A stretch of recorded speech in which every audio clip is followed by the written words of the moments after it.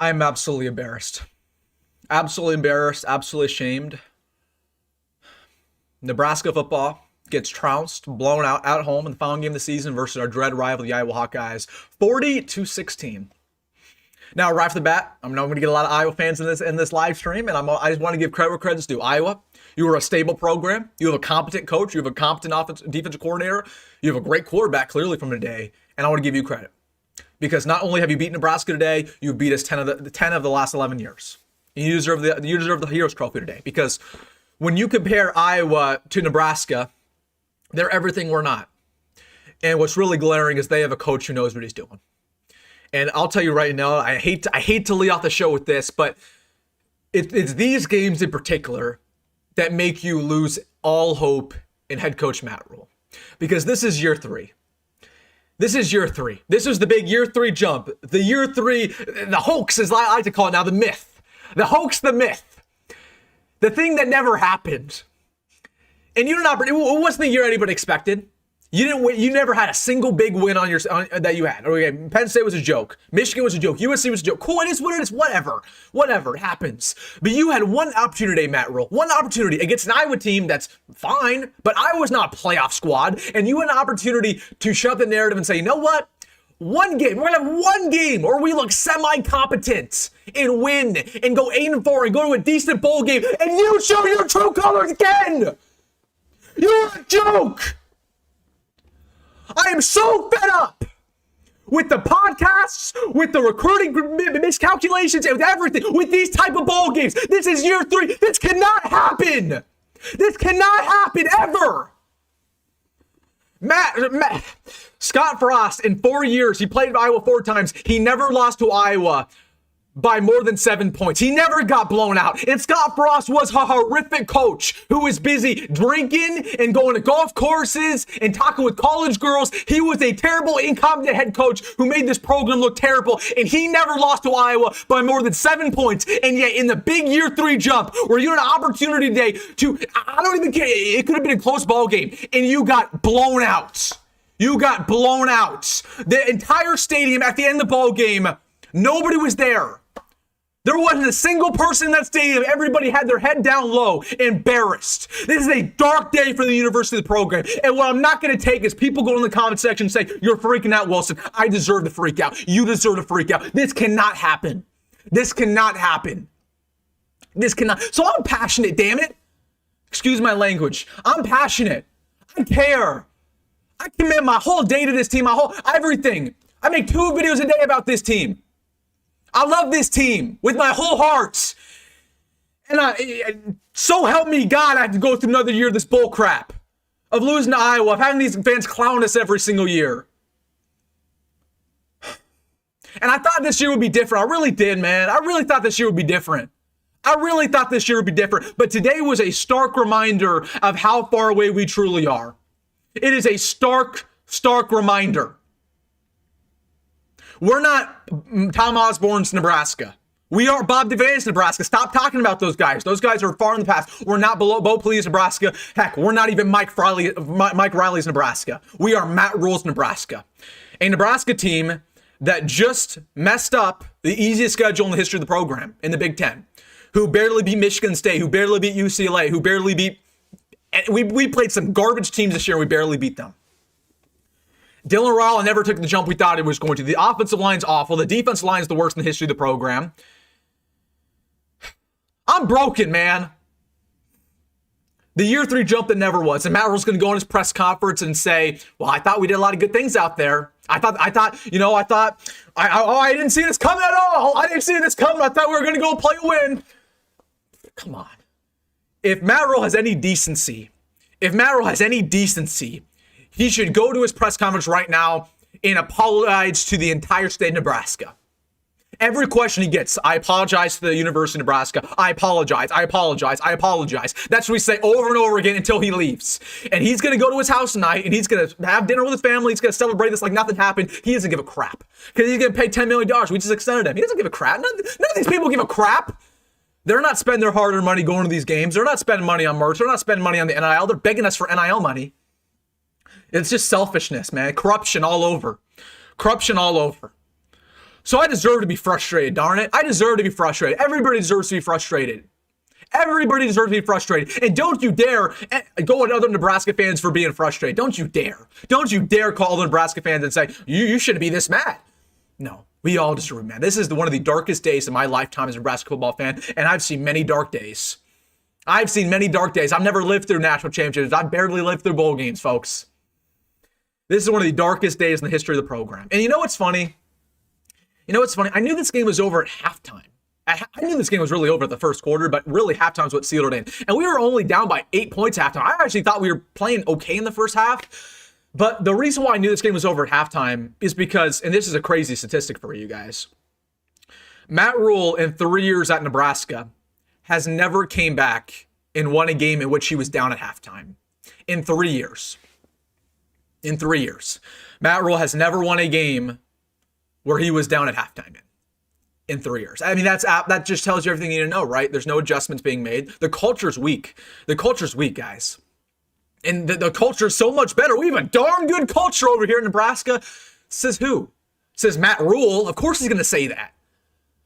But this team is so fragile mentally. I don't really want to blame the players today. Like I'm not going to sit here and really crucify the players today because this is on the coaching staff. It has been all year. It has been all year. But these players are so weak mentally where again, everything has to go their way to begin the ball game. You have to start off 10-0. You have to start off 14-0. You have to start off 7-0. And if there's any adversity in that first quarter, it's over. You can hear a pin drop in that stadium. Okay, that's not a good culture fit. None of these guys are built for the culture. It's all about me. It's all about me over the team. Me. So the culture is so much better. Well, that's not the case. The team is so much better. That's clearly not the case. The coach is so much better. Well, that's not the case. The only thing we got better is we got a coach who knows how to deal with the media. We got a coach who knows how to use his podcast well. Okay, that's cool. That's cool. But he doesn't know how to win football games, so it doesn't matter. Doesn't matter, man. And we'll talk about this. We'll talk about the game in depth. The game was a joke. All these games have been jokes. And people got mad at me at the beginning of the year. And I told you, because I was really, really frustrated after the Maryland win. Really frustrated. Because I'm sitting here and I'm like, we just barely beat literally one of the worst teams in the Big Ten. Barely. We had 3 interceptions by Dylan Raiola. And I told you guys, like, this is a bad look for the program. I don't care about winning close games. You're not supposed to even be in close games versus Maryland. You're supposed to annihilate them. And I told you guys at that time 2 months ago, I said, if we continue to play like this, we are going to lose to every single competent team we play. We will lose to Minnesota, and we did. We'll lose to Iowa, and we did. We lost to Penn State, and we did. So this isn't a shocker. Any team we play with the Pulse this year, we lost to. So again, let me ask you right now, what progress has been made? Seriously, take your rose-colored glasses off. You don't have to be as angry as I am right now because I deserve to be angry. Everybody deserves to be angry. But seriously, what progress haven't we made? What progress have we made? Be honest with me. What progress have we made? Matt Rhule does not know how to win the Big Ten. We have one of the worst offensive lines in this conference, one of the worst defensive lines. Like, that's the number one thing you need to figure out when you get here, and you didn't figure that one out. So that's rule one. Apparently, you would have thought he would learn something from Scott Frost. It wasn't the case. Again, we have a quarterback who's about to transfer away from this program, who's not very good, who we paid a lot of money for no reason, never lived up to expectations, not initially because it's his fault, but because that man's not being developed. Dylan Raiola not a great quarterback, but he's not doing any favors. Our quarterback coach is horrific. Our offensive coordinator is horrific. Our head coach, you could argue, is horrific. You could argue that. So I don't even blame Dylan if he were to leave. He's probably going to leave Monday. That's a done deal. That's a done deal. He's gone, and I don't blame him. I don't blame him. And if any player wants to leave, I don't blame him, man. Because again, if Matt Rhule can't energize the fan base, if we don't have much hope right now as Nebraska fans, how are the players supposed to feel? How are the players supposed to feel? Again, we have the worst recruiting class in the history of the program. The 26 class is a joke. The whole reason our 26 class is this bad is because we were like, oh, the young talent's going to be really good. Well, the young talent, first off, might not be here next year, and the young talent stinks. The young talent's not good at all. That tells you how incompetent everything is, how corrupt everything is. The fact of the matter is we have 9 commits in a recruiting class because we feel good about our bad young talent. That has never happened in the history of college football. Alabama does not punt on recruiting classes because of the young talent they already have. It makes no sense. It makes no sense. It makes no sense. So once again, recruiting, the only reason why the 27 class is any good because of Trey Taylor. So recruiting is not much better. Development clearly is terrible. There's no in-game decision making. There's no in-game adjustments. The clock management's horrific. If you can't even Matt Rhule doesn't even call plays. Matt Rhule doesn't even call plays. He doesn't call defensive plays. He doesn't call offensive plays. His only job is to manage the clock. He can't even do that. He can't even do that, man. And again, I can't believe that we have to sit through another year of this crap, losing to Iowa, and having them hear from us all. I mean, they're going to talk all this smack all offseason long, how they own us. And they're right. They're right. We're the little brothers. I mean, we have fell so far as a program. We have fell so far. The fact of the matter is, Matt Rhule, we always knew he was an average head coach. I told you guys that when he extended him. Like, Matt Rhule did not objectively deserve that extension. And I told you guys at the time, I was cool with the extension because, once again, I want continuity. But I also told you guys, if you lose these next couple of games, it's a terrible look for the program. And we lost 3 of our last 4. And now that contract looks like one of the worst decisions in the history of the program, and we've made some bad decisions. And Troy Dane has been incompetent since he got here, but nobody wants to talk about it. Nobody wants to talk about all the Troy Dane mistakes he's made with his stadium mistakes, his mistakes with other sports, and a lot of stuff I don't even want to talk about because it's all rumor. But Troy Dane's not doing a very good job. These Board of Regents I'm crashing out, man. I really am. But this is just me boiling over a terrible season, a failure of a season. And again, we won 7 games. You think it would be a good step in the right direction. What do you think is going to happen next year? Again, with the easiest schedule in the Big Ten, what do you think is going to happen next year? If we only won 7 games this year, now next year we'll play Ohio State. Well, that's a loss. Oregon, that's a loss. Iowa, well, that's a loss probably. What do you think is going to happen when we play Illinois? What do you think is going to happen when we play Washington? What do you think is going to happen? Fill in the blank. Okay, we play a lot of tough games next year. It's the way it goes. So if you couldn't beat a single team with a pulse this year outside Cincinnati, what do you think is going to happen next year, guys? It doesn't matter who we get in the portal. I think that's the big misconception. People say, well, if we just get these offensive linemen in the portal, if we just get a new offensive line coach, it doesn't matter when your coach himself hasn't proved anything. It doesn't. I mean, Matt Rhule sits here and says that the Carolina tenure made him better. He says that getting embarrassed with Carolina Panthers made him a better coach. I think you could argue that ruined him as a coach. Okay, when you get fired that publicly and you get that hated publicly, and Matt Rhule was an awful coach with the Panthers, and he said, oh, it may be better as a coach. I don't know if it did. Right? I don't know if it did. All right, let's talk about the game real quick. Let's roll over the game because it was a crap show, man. I'll talk about the defense. We'll talk about the offense. Let's rip the Band-Aid off. Let's have these tough conversations. Talk to the staff. Let's talk about the players. Defense. You gave up 21 first half points to Iowa. You gave up 24 first half points to Iowa. And we had 0 turnovers in the first half. So that meaning they were going down the field every single time they touched the football and they scored a touchdown. It's crazy. This defensive line still is the worst in the history of the program. And if Terry Braden had any respect, he was resign tomorrow because he's a horrific coach who was clearly in over his head. It was a terrible hire, and clearly he doesn't know what he's doing. So the defensive line stinks. Well, that's nothing new. Secondary quietly had the worst performance of the year. Sierra Wright got exposed a couple times. Donovan Jones has highs, has lows. Rex Guthrie should not be on the football field. It's been that way for a month. But no change was made there, right? No change was made at free safety. Even though Rex Guthrie was stinking it up the past month, we didn't do anything. Like, again, when these players show you who they truly are, the players aren't playing well. It's not their fault anymore. It's your fault for keeping them out there. Simply put, man. We made Iowa's offense look like Ohio State. I mean, what they have officially when it comes to yards per carry on the day? They had, I'm guessing, their Jamarion Mullen had 5 yards to carry. Yeah. And the first half, they averaged 6 yards to carry. So the secondary was trash. Defensive line was trash. No adjustment made on the defensive end. Per usual. Efficiency was terrible. We could not convert third downs, could not convert in the red zone. Couldn't move the football in general. Nebraska makes things look really hard. Like, Iowa will just have this little bootleg over the tight end, easy 15 yards, easy 20 yards. They'll make things look real easy. Nebraska, it's like pulling teeth to even go 5 yards down the field. It's like pulling teeth. We make the simplest things look so hard. Okay, moving the football. That's not that hard, but we make it look hard. Getting a stop on defense. Having any success whatsoever in the red zone. Winning one ranked game. We can't even beat a ranked team, and Wisconsin does it 2 times in the past 3 weeks.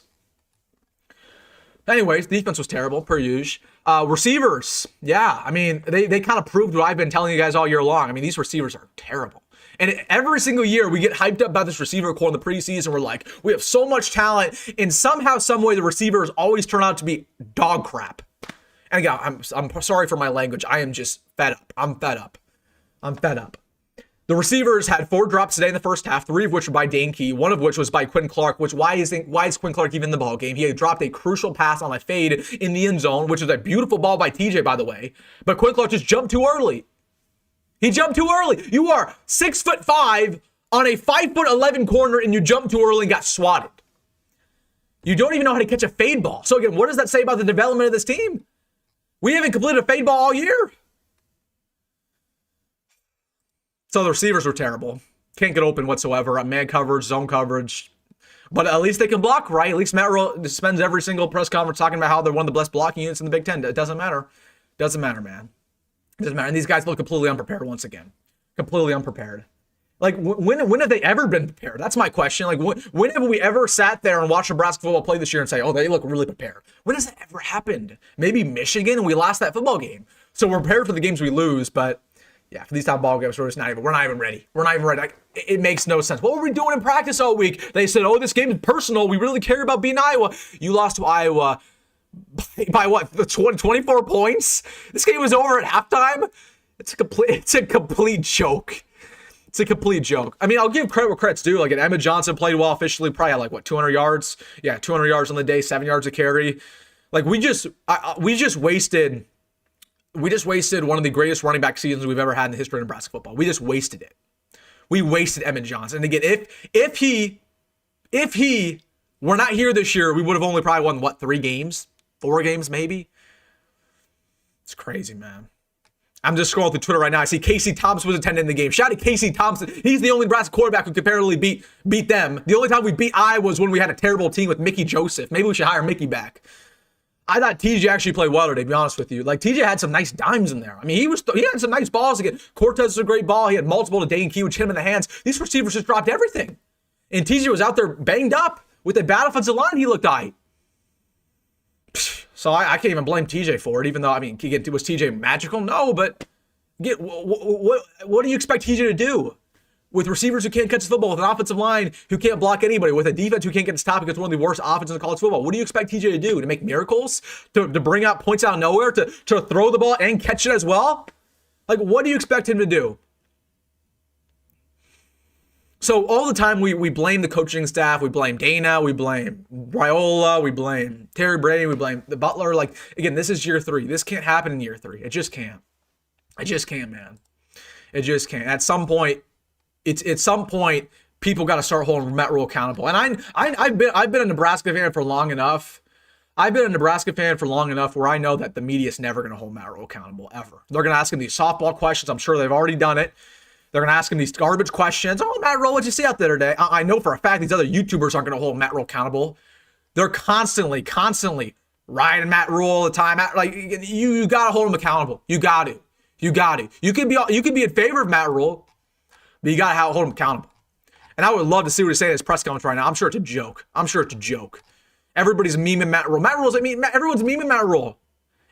Nebraska fans, people on the media, people or at Big Ten fans, everybody thinks Matt Rhule's a joke, and he's never proved to make anything different. Matt Rhule said here we go. Matt Rhule said it was unacceptable per Matt Rhule. That's solely on me. Well, you said that last week, buddy. So what changed?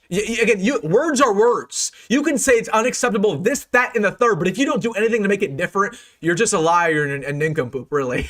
You're a nincompoop. That's kind of a funny word. Anyways, I'm sick and tired of it, man. Again, this is a dark day to be a Nebraska football fan. It's dark.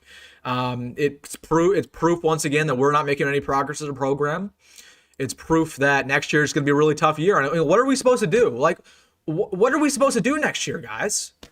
What's supposed to happen? Do you magically think that Matt Rhule is going to find ways to win these football games? Like, he can't even get the team prepared for Iowa. If Matt Rhule can't even get the guys prepared for Iowa, what do you think's going to happen next year? It doesn't matter who we get. So, I mean, he got to be coaching. He got to be coaching for his job versus whoever we play in the bowl game. He got to be coached for his job. He's not going to get fired, obviously, but you could not go into the offseason with that loss in that bowl game. We're going to play some garbage team. We're probably going to play, I don't even know. We're going to play some terrible Big 12 team probably now in a bowl game. So, I mean, you got to win that game. I don't even care if Emmett plays or not. Even if Emmett doesn't play, you got to win. Doesn't matter. You got to win. Because you cannot go in the offseason with this in people's mouths, people will not look kindly on Matt Rule. He will be one of the most hated mans in Nebraska, unfortunately. He already is. Like you see the live chat right now. You see social media. Matt Rule's being memed.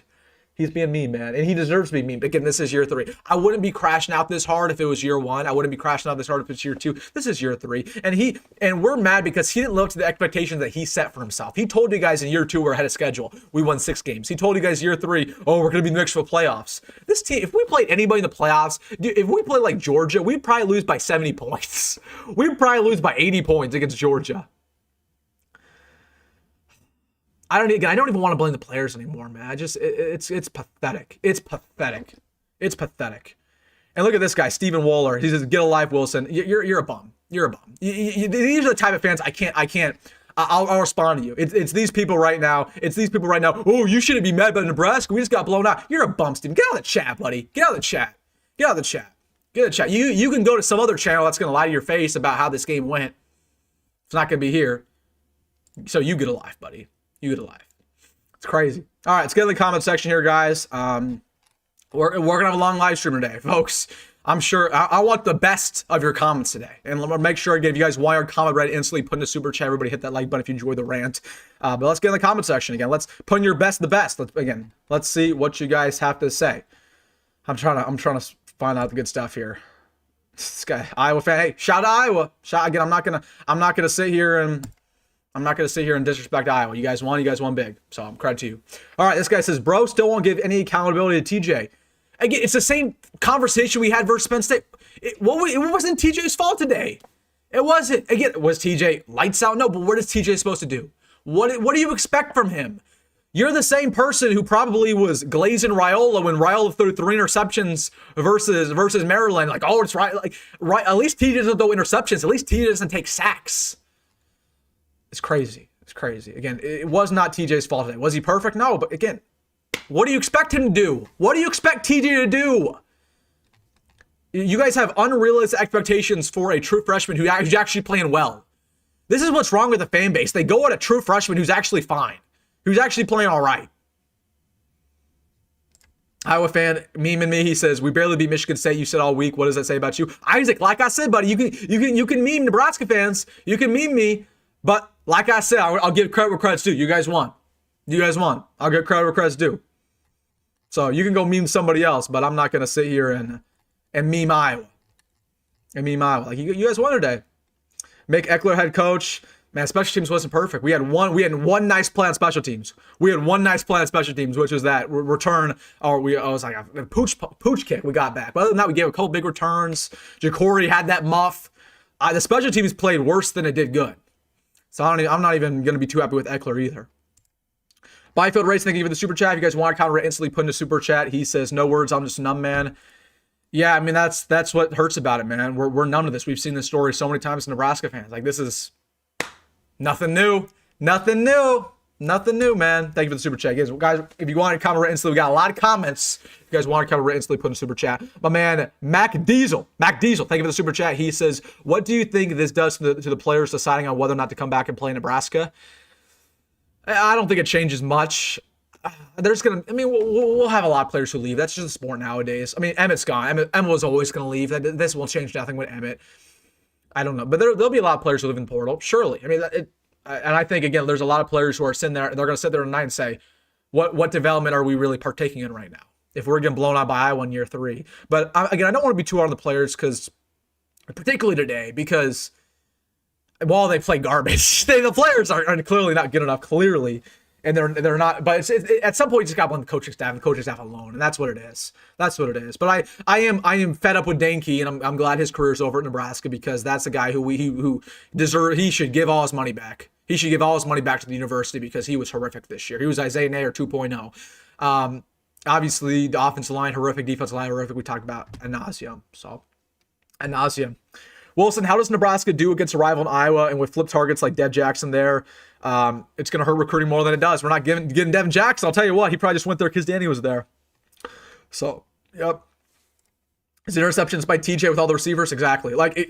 Everybody we're just not even going to talk about TJ. Why are people going on TJ? This is, again, what's wrong with the fan base. We go at every quarterback whatsoever. Like, TJ was fine. Dylan would have done the same crap. like newsflash, Dylan is a traitor who's about to enter the portal. So your boy who everybody's been defending for years, yeah, I mean, he clearly doesn't care about the program because he's gone on Monday. So TJ's our next quarterback, whether you like it or not. Get on board with him. He actually played well. He actually played. I mean, okay, I shouldn't say played well, but he played fine. He played fine. Iowa's not the problem. Coaching's the problem. You're right. And again, Iowa's not getting any better. I think it's just the most damning statistic was the fact that the fact that the fact that Scott Frost in 4 years here never lost to Iowa by more than 7 points. That was what was crazy to me. What was crazy is he never lost to Iowa by more than 7 points. In year 3 with Matt Rhule, we lost by 26 or 24. Says a lot about the development. Says a lot. But at least Matt Rhule has that podcast, right? You know, I don't know about you guys, but I'm really stoked for this Matt Rhule podcast on Thursday. He's gonna interview these like musicians with the funny glasses. He's gonna ask about runzas. He's gonna ask about self-improvement, and he's gonna ask about music. Like Matt Rhule's just busy doing side quests, bro. He's doing busy. Like I don't care about any of that. And clearly he has no passion. Clearly no passion. Conor, appreciate the super chat, my man. He says, Dana had horrible play calling on pass plays. It's been that way all year, and he's terrible in the red zone. I mean, what was our efficiency in the red zone? It was horrific. It was horrific all year. It's been that way all year, man. All year. This is nothing new. But Dana's the offensive guru, right? Dana's the offensive guru. Dana's the offensive guru. So. Wilson gonna be crying about how bad TJ is next year and be on the hype train for the next upcoming quarterback. I ain't gonna do that. I'm not gonna do that. You're inferring that I ever did that with Dylan. I just called a spade with Dylan. I told you guys Dylan's not very good right now. He's throwing multiple interceptions versus Maryland, and people freaked out about it. But you know what I like about TJ? And again, I told you guys, like, the reason why I stick with TJ is because that's a good individual who cares about the team, who's humble, who's confident, and he comes from a good family. And that family's been very good to me. That family's been very good to me since he committed here. Since he came here, that family's been very good to me. So that's why I'm always on the TJ train. I respect TJ.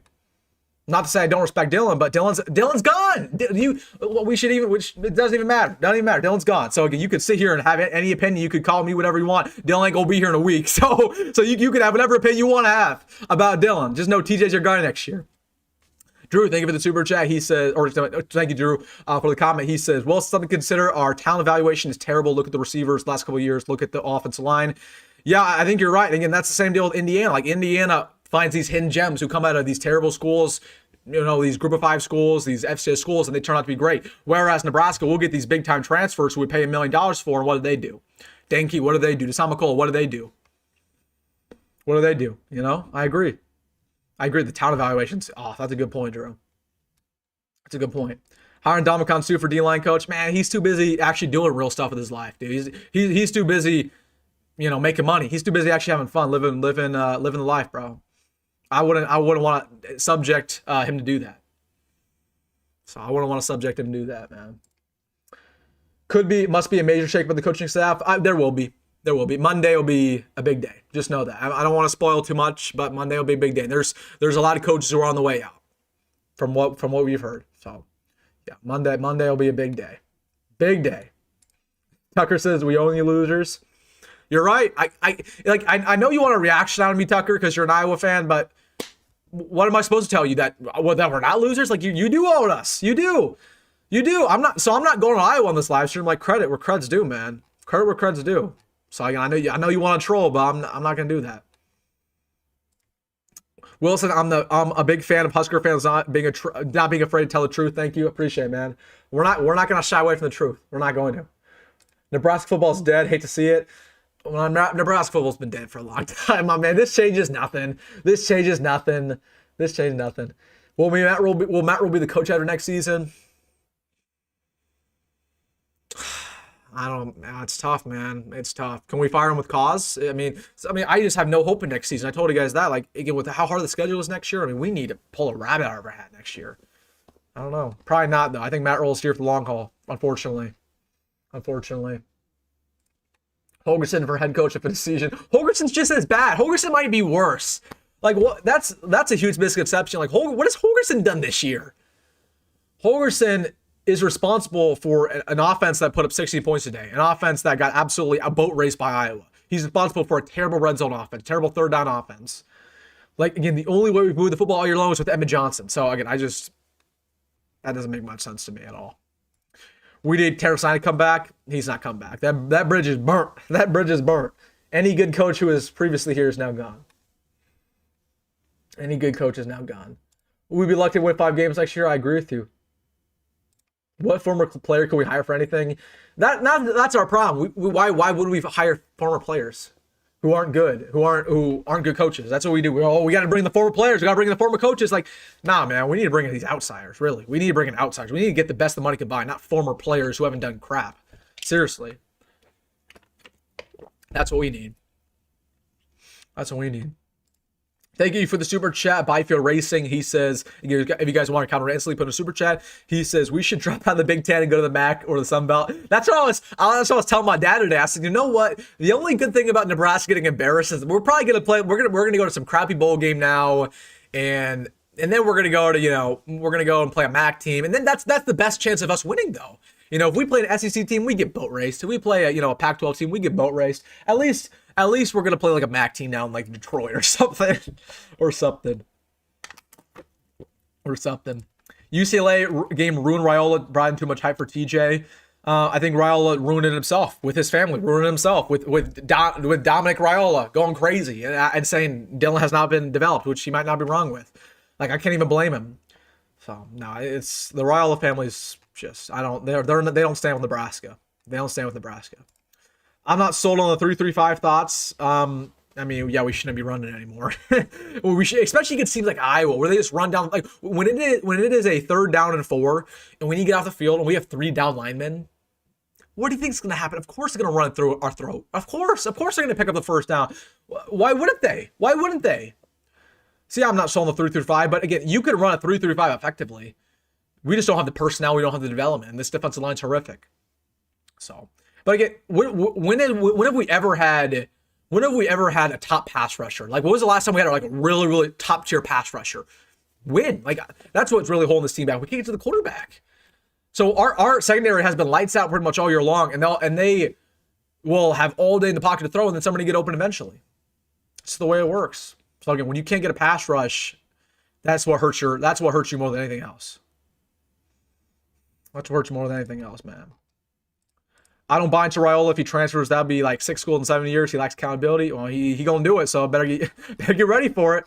Better go get ready for it. And I don't want to blame Dylan for that. I mean, that's his family who's making that decision. His family's doing that. His family's making that decision. Let's see. Hire Chip Kelly, fire Butler. Nah, man. Chip Kelly, the best of his days are long gone. Dana is hot retread garbage. No one wanted. Rip. I don't agree that nobody wanted him. Everybody thought Dana was going to be great, including myself. And he's a great offensive mind. But again, with coaches, at some point, the best is behind them. It really is. And when coaches fall off, they fall off hard. And everybody said, well, Dana might like being an offensive coordinator more. He has less pressure. He has less responsibility. You're probably not wrong. But when you have less responsibility, you tend to not do as much. You tend not to prepare as much. He does not recruit. He doesn't do much at all to begin with. So, yeah, I don't agree that nobody wanted him, but I think his best days of coaching are far gone. Record prediction for next year, 6-6. I don't know. We'll talk about it. We have a lot. This is pretty much the beginning of the offseason, man. We have a lot to talk about, man. We're gonna make daily content. So we'll get to it, man. We'll get to it.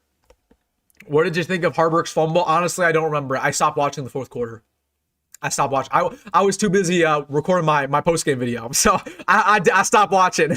I'm not gonna lie, in the 4th quarter. So I didn't see it. But I'm not shocked by it. I'll tell you what. I'm not shocked by it. Lukiji says, we suck. Matt Rule sucks. Bad coaching staff. Not one good thing to say about the team this year outside of Emmett.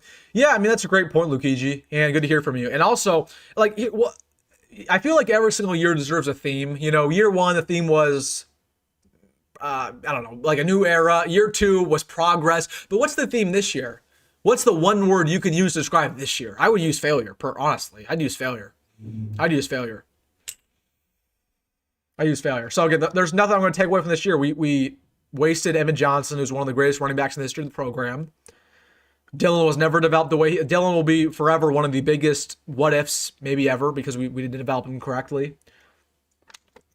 Special teams is better, I guess. So that's cool, but won 7 games, I guess. Technically progress. We went from 5 wins, 6 wins, 7 wins, but still, with this easy of a schedule, that's not saying much. Not saying much. Did watching the game today make you feel harassed? That's a good one. That's a good one. Nah, I mean, I don't know. I wasn't. I get mad at these post games, but like during watching the game wasn't that bad. I just kind of expected at this point. It's hard not to expect it. Hardline Kiffin, yeah. Why would he go here? Why would he go here? Want your thoughts on who we should hire next year if that happens? If what happens? If Matt Rhule leave, Matt Rhule's not leaving. So I don't. Matt Rhule's gonna be here. Matt Rhule gonna be here. I think Dana's a drunk. No, okay, that's not it. That is not it. Dana's a drunk. Come on. Where do you think Nebraska goes from here? It's tough, man. I mean, Matt Rhule has got to make some big boy decisions, dog. He's got to. Matt Rhule's got to fire Terry Braden tomorrow.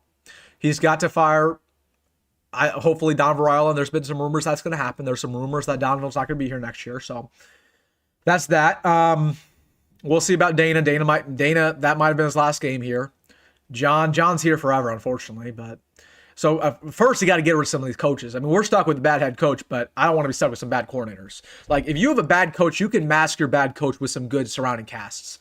So let's hope let's hope Matt Rhule makes some big boy decisions. Even if Matt Rhule doesn't want to make big boy decisions, he's gonna be forced to. Like, the admin will force him to. The boosters will force him to. So he's gonna have to fire somebody whether they like it or not.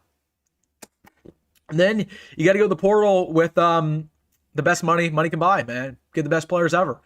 Seriously, I mean, rehaul this offensive line, get 5 offensive linemen, get 5 defensive linemen. I don't even know what we do at quarterback. I want TJ to be the guy next year. I like TJ. It's not. I don't think it was his fault these past 2 weeks. And again, he played well versus UCLA, and also TJ is going to develop so much from now up until next year. It's going to be crazy. He's going to be great next year. Like, he was already fine as a true freshman. Imagine the jump he's going to take. So at least he should. You never know with the development, right? You never know with the development. But you got to get some running backs. Yeah, I mean, we need a brand new roster, dude. We need a brand new roster. Like, we cannot go to next year with any of these bums. Seriously. I mean, the offensive line, the only person who's on our offensive line right now who should start next year is Justin Evans. That's the only one. Defensive line, none of those guys should start. I don't want any of those guys to even be here. Linebacker core, like, Shavers, okay, but Shavers didn't even have a great season. Shavers really had a bad season, honestly. Secondary, Marshall, that's about it. Like, we need starters everywhere. This needs to look like a Deion Sanders football team, man. It seriously does. But, I mean, that's the beauty of the offseason, though. I mean, here's what's going to happen. We're going to get all these great players in the portal. And like it or not, we will get good players in the portal. You might think that we're going to get nobody. We will get some good players. And then everybody's going to buy the hype again. It's kind of what happens. So it's just the way it goes. Better for me, though, I guess. If anybody's depressed. Wilson has been telling us how stupid bringing Haarberg in all year. Like, come on, it never works. Yeah, dude, why do they do that? I didn't watch the fourth quarter. I'm not going to lie. I didn't watch it, but I don't know. What did they do with Haarberg? Did they put him at quarterback? Let me look it up right now. Did they put Haarberg at quarterback, or they just put him in like a wildcat? Because I know Lateef was banged up. But again, they treat Haarberg like a Make-A-Wish kid. Yeah, Ravi Lula said stop putting Haarberg. What? That is crazy. That's so funny though. We're getting blown out, and Matt Rhule's first instinct, make adjustments. No, we're gonna put in Haarberg. It's a complete joke, dude. Why did they put in Haarberg ever? He's terrible. He was terrible at tight end. This dude can't block. He can't get open. He can't catch. He had a couple drops this year. He can't play quarterback. We put him in for no reason to hand the ball off to Emmett last week. But they feel like they owe Haarberg for no reason. Like, if there's anything you can signal as incompetency, it's that. That's the most incompetent thing out of everything. That's the worst. When they put in Haarberg for pity snaps. That's actually hilarious they did that, though. I'm not. But what's crazy is I'm not surprised. You can't surprise me with anything anymore. You can't surprise me with any of this crap. You can't surprise me. It's a complete clown show. It's a complete joke. Barney played good. I didn't say that. Barney played terrible. Barney's played terrible all year long. Barney, what do you have? Well, he had like 300 yards in the year. So Barney's nothing. Barney's nothing. Let's see. I saw this morning on X that Dylan was dismissed from the team. That's not reliable. Dylan was not dismissed from the team. He was not. But he'll be gone. He'll be gone. You better, like, sooner rather than later he'll be gone. But he was not dismissed. He was not dismissed. Matt Rule should fire himself. No, he's not gonna do that. He's not gonna do that. He's not gonna do that. Simplest solution is to change team. We have a historical connection to Oklahoma, Booner, Sooner. Oh my goodness, our grandparents are just if any of our relatives saw that, they would be rolling in their graves hearing you root for Oklahoma. No, I mean maybe a different squad, but definitely not Oklahoma. I don't blame it though. Rule's a great salesman. That's it. He is. He talked himself into a new extension, and he tells us how great this team is. Apparently, how we're making so much progress. Yeah. I thought of you when they put Haarberg in. I know you were laughing at a sadness. Oh, literally. I wasn't watching the fourth quarter, but I bet I would have. It's a joke, dude. It's a joke. I was laughing this whole second half. Like that's how I cope. I just laugh. I mean, when I would go and scores that great touchdown with Vanders, yeah, I just laughed. I just laughed it off. Because this team's a joke. This team's it's a carnival. So might as well laugh. I'm not even going to get too frustrated about it because it's crazy, man. I mean, it's just depressing. If we hit the portal hard, would that even translate to improvement? Maybe we can keep up with the 27 class. I mean, it again depends who we get. Like, we got to go ahead and spend money, bro. It's got to be like $20 million in the portal. I mean, we need a brand new team, and we need a brand new staff. And if Matt Rule doesn't do that, he's not ready to win, and he's just going to be cool if we win 6 games a year. So, I mean, that's just the way it goes. Let's see. Reportedly, Lane is being offered $15 million a year and $40 million in NIL. He can combine 2 teams in one. Yeah, man. I think he'll go to he'll probably go to LSU. That's crazy though. They're like, we're gonna announce it tomorrow. We're gonna announce it directly after the Egg Bowl. Like, what? That'll be crazy though. I don't know. We'll see. We'll see what happens there. But you know what? Here's what I always say too: is that at least we get this game over with on Friday. Like, I feel like we purposely put the game on Friday so we can get it over with, and then we can enjoy Saturday. We can just forget about it, enjoy Saturday, enjoy the game tomorrow, enjoy Michigan State, Ohio State, all the other ball games. Just enjoy it, so we don't have to put up with this bull crap on Saturday and the final college football Saturday of the year, man. So that's the only thing I'm happy about is I can sit there tomorrow with no stress and watch actual competent teams play football. That's what I can enjoy. We are essentially the Cleveland Browns of college football. Maybe. I'd say Cowboys usually because the Cowboys like to hype themselves up and then they're crap. But the Cowboys are kind of good now, so I can't even say that. I can't even say that. What do you think of the missed targeting call on Barney? I mean, yeah, was it a terrible no call? Absolutely it was. Absolutely it was a terrible no call. But like I told you guys, like if it was a 1-score ball game, I would get more mad about that. But we were getting blown out at the time. Like, what am I supposed to say? Like, that would have changed absolutely nothing. We wouldn't have had the safety. That's about it. But seriously, we would have still lost. Hire Kingsbury? No. I'm a Commander fan. You guys know we do not want to hire Kingsbury. And I kind of also selfishly want him to stay with the Commanders. I'm not going to lie. Crypto King, thank you for the super chat. If you guys want to come right instantly put in the super chat, he says we always have volleyball. Yeah, they play today. Will they play Penn State? Volleyball's going to win the Natty. Well, I'll cover that. I'll cover the national championship game if you guys want me to. And we'll cover basketball. For sure.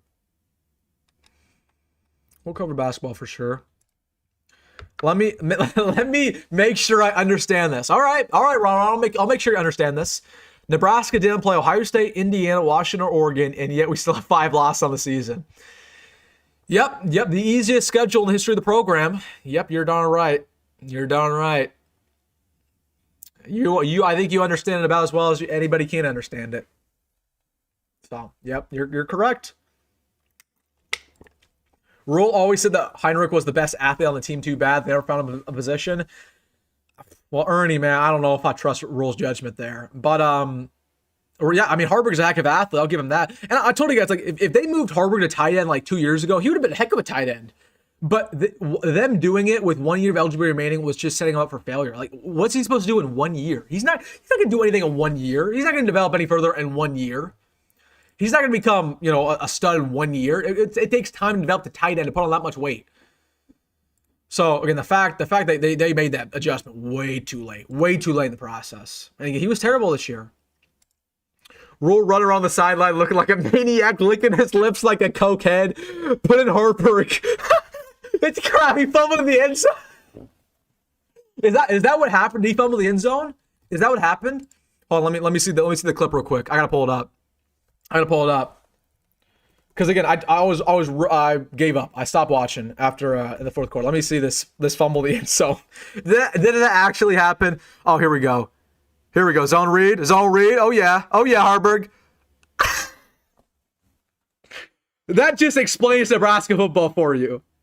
Is that not like a perfect symbol of what this season has been? Haarberg gets in and fumbles. Gosh, dude. What a joke. What a joke. And again, I like Haarberg. I like him because I think he's a really good guy, truly. And I think he gave his all in Nebraska, but it's just, what was he supposed to do, I mean, they put him in for situations for no reason. That's crazy. That's crazy. They fumbled the end zone. I'm telling you guys, like, literally. Wilson was talking playoffs earlier this year, so delusional. Because we were, at the time, we were like 5-1. Like, of course we were talking playoffs. Like, objectively. And if you guys go back to my videos when we were talking playoffs, I said, is the team good enough to win a playoff game or even make the playoffs? No. But our schedule is objectively easy enough to do it. So, of course, we're talking playoffs. Because that was a hot topic. And I talk about what you guys want to talk about. It's simple as that. I'm not going to... It is what it is. I mean, I can't please anybody. I can't please everybody. People will be like, well, you're too negative, you're too positive. Well, what is it? Am I too positive or am I too negative? Seriously. People don't know what to think. Leave Jacory out of this. Jacory had a bad game. I hate to say it. Jacory had a bad season. He really did. Jacory was the same guy who said, I'm gonna lead the country in punting return yards and kick return yards. Yeah, that did not happen. That did not happen. We've had easier schedules under Bo. Maybe. I mean, well, this is the easiest schedule you're possibly going to get in the new Big Ten. Do recruits, players, staff appreciate your brutal honesty, constructive criticism? I mean, the recruits love me, man. I love my favorite comments when people say, Wilson, you talking bad about the team hurts recruiting. Like, first off, what they did on the football field hurts recruiting. And second off, the recruits like me. All the recruits like me. The recruits talk to me on the daily. The recruits are texting me. So I'm benefiting. I'm helping recruiting because recruits like me, I'm genuine. I talk about them in a positive manner. As for the players, I don't know. I mean, I'm cool with a lot of the players. I just got followed by one of our assistant coaches yesterday on Twitter. Coaches like me too. Again, it is the way it is. But I'll tell you what, I'm never gonna say something just because I'm scared that a coach is gonna feel some sort of way. Like I told you guys, like if Matt Rule watches this video, it's probably not gonna like me too much. But I don't care what Matt Rule thinks. I'm gonna keep it real because I'm not paid by On3 or 24/7 to shill to a head coach who's not doing a very good job like some of these other media people are. I'm not like some of the other YouTubers. I'll keep it real. I'll put my heart on my sleeve, and I think that's why we've built this family, is because we keep it real, and we are brutally honest, which we need to be brutally honest. Okay, we need more of that within the Nebraska fan base. There's too many people who are not honest. There are too many people who, the second Scott Frost got fired, these media members were celebrating. They're like, he did all these bad things. Well, why didn't you say that for the 4 years he was here? Because you were scared. You were scared. So we'll just keep it real, man. That's why we have a great family here. That's why we have a great family. All right. Playing Haarberg in high school, he was a passing quarterback. Dude, he was a decent passer over there at Kearney Catholic, man. He had a bull of an arm. He was throwing that thing like 70 yards down the field, literally. One of the best arm strikes we've seen from a Nebraska quarterback in a long time, and yet barely saw that in Nebraska. Barely. Do you think that TJ will be our guy in 26 or transfer? I know he's not going to transfer. He going to be here. But as for him starting, we'll see. Yeah, we'll see.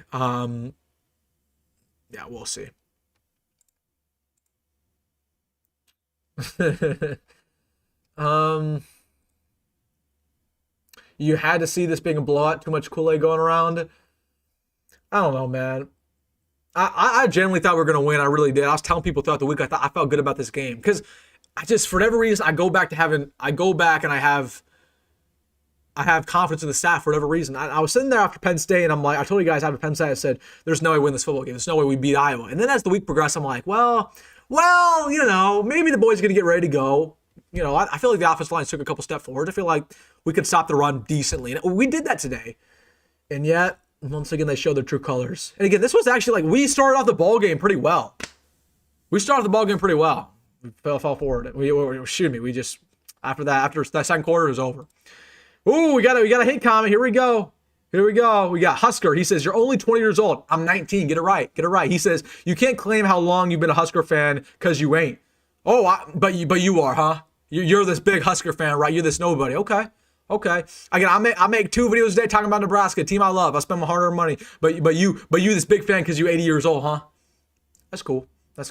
Get out of my comment section. I know you're mad. I know you're angry right now, but divert your angriness to somewhere else, to the team, to the coaching staff. You can go watch the other football games right now, but don't come my comment section talking any which way, because you're a nobody who's watching me. 20 years. You acting like I'm not a real fan because I'm 20 because I haven't seen winning.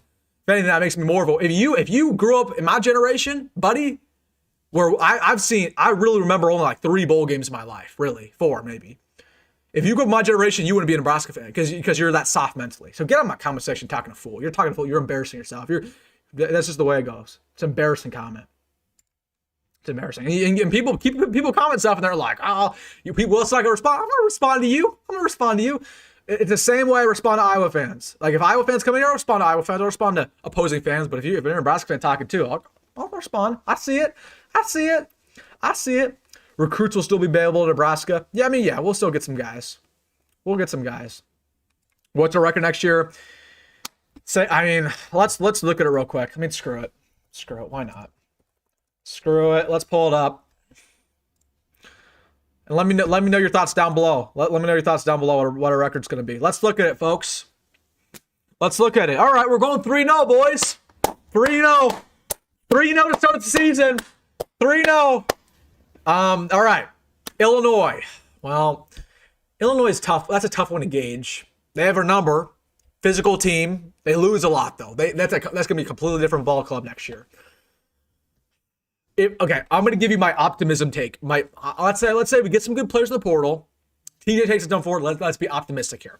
I'm going to say we beat Illinois. So 4-0. Again, this, by the way, the Big Ten is not in order here, so they haven't released the dates yet. We'll play Iowa last game of the season per usual. But let's say 4-0. Iowa. 4-1. I'm gonna predict us to lose until we prove differently. 4-1. We'll beat Michigan State. Michigan State's terrific. 5-1. Indiana 5-2. Maryland. Okay, Maryland's terrible. We got to beat Maryland. We have to beat Maryland. Okay, 6-2. Ohio State 6-3. Washington 6-4. Oregon 6-5. Rutgers. That's tough. At Rutgers too. Physical football team. Greg Schiano. But as I told you guys, this is my optimist prediction, so I'll pick 7-5. 7-5. Now, if we're being pessimistic, probably 5-7. Let me know what you're thinking, though. We'll have all offseason to talk about. Again, this team will look completely different next year, though. We can't, in good faith, we can't predict any of that because, again, we will have new people everywhere next year. New people everywhere. So, that's such an awful schedule, though. How did Van Poppel today? He stinks. He stinks, man. What's your opinion on the coaching staff always playing Guthrie over Buford Jr. and Rhett? They're all terrible. I'm kind of disappointed. I'm disappointed that they kept Guthrie in there for the past month, even though he's been pretty terrible, right? He's been liability in coverage. He's not as great of a tackler as he used to be, but Buford is quite literally the worst tackler in the secondary. So you can't put in Buford. And Rhett's not terrible, but Rhett's still a far ways away. So I don't know. I personally hate those fade passes. When they've worked, we run the ball all down the field, and they would take a shot on 2nd down and 6. Well, listen, that was a good fade ball, though. Like, you can't get mad at TJ for that. And I thought it was a decent play call, but why are we putting Quinn Clark out there? I don't know. But, yeah, we haven't been able to complete the fade ball all year. That was the ball that Dylan could not complete. We throw a fade ball every single game, and Dylan went like 0 for 8. 0 for 8 on a fade ball. It's crazy, man. It's crazy. Wilson, listening, you go off to the program at the beginning of the podcast was refreshing. Way to speak for all of us angry fans out there. Thanks, Thomas. Try to keep it real, man. We try to keep it real because again, we deserve to be angry. We deserve to be angry. We deserve to be angry because again, this is happening too much. My man David, good to hear from you, David. That's my guy over there. He says, "What makes us believe that we can't evaluate talent in the portal? How has that worked so far?"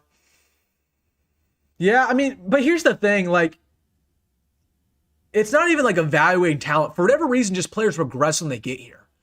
You know, like objectively, Dane was a good player. It doesn't take a genius to figure that out. And when he got here, he regressed. And we don't utilize him correctly. And as a player, he just got worse. Marquez Watson-Trent was I think he led America in tackles. He was top 5 in America in tackles. He won Sun Belt Defensive Player of the Year. What came here was absolutely nothing. He did nothing. He did nothing this year. Deshaun McCullough was garbage. Fill in the blank, right? Jalen George was a terrible addition. Gabe Moore kind of a bad addition. The ones that we took kind of chances on, those guys are bad too. So, Wilson, let's make a bet for the Iowa game next year. Nah, man, I can't. I can't do that. I can't do that. Can't do that. Who's illusional enough to think Penn State actually wants Rule? Well, they don't anymore, man. They don't. They probably did though. They probably did at the time. Is Lagway in Nebraska just a rumor or possibility? That's not happening. That's not happening, bro. That's not happening. Mickey Joseph had the team humming. Too bad about him. He just beat Iowa. Well, he also had some legal trouble. So, yeah. Isn't that hilarious though? How our only coach to beat Iowa was our interim. The only coach to beat Iowa was our interim, and they were like, "Oh man, our interim might be good." Then he got arrested the next day. That's just the Iowa arrested him. Iowa framed him. They're like, "We can't have this interim beating Iowa. Let's go frame him. Free my boy Mekhi. Free him. Free Mekhi." Man, that was crazy. This program, dude. This program is unbelievable. It's unbelievable. It's like I can't even use the word I want to. Can we just sim to the portal? Hey, man, we're almost there, dude. I mean, we'll get portal news next week. We'll have a bunch of players who declare their intent to the portal. The portal begin next week, pretty much. I mean, we'll get some coaching news, too. So it'll be a busy couple weeks, trust me. It'll be a busy couple weeks. It always will be. It always will be. And January will be crazy. So. Here's the bet if you want to. I'll donate like $50 if we lose, but if Nebraska loses, you got to wear an Iowa jersey for a preview video. Maybe, man, maybe. I wore an Iowa jersey once. It's because when I made a bet with my friend in high school, and that was in 2023. If Nebraska lost, I would wear an Iowa jersey at school, and if we lost, I would wear an Iowa jersey, which was not great, not great. So maybe $50 to a charity. Oh, donate 50. No, don't give me the $50. Give it to charity. Maybe I'll take you up on that, Isaac. I don't know. Should have never fired Pelini. Happened. I mean, that was a decade ago, man. That was a decade ago. We can't. Why even talk about it anymore? It was a decade. It was a decade. Assuming we beat North Dakota is crazy. North Dakota's not very good. It's North Dakota State's that good. North Dakota State is the good team. North Dakota's not very good. We beat them with Scott Frost. So if we can beat those boys Scott Frost, I hope we can beat them with Matt Rule. Didn't Rule just get an extension? Nice move. Yep, we did. Because again, that tells you how far away we have fell as a program. That really tells you. That tells you a lot, man. All right, I want to read my comment section here.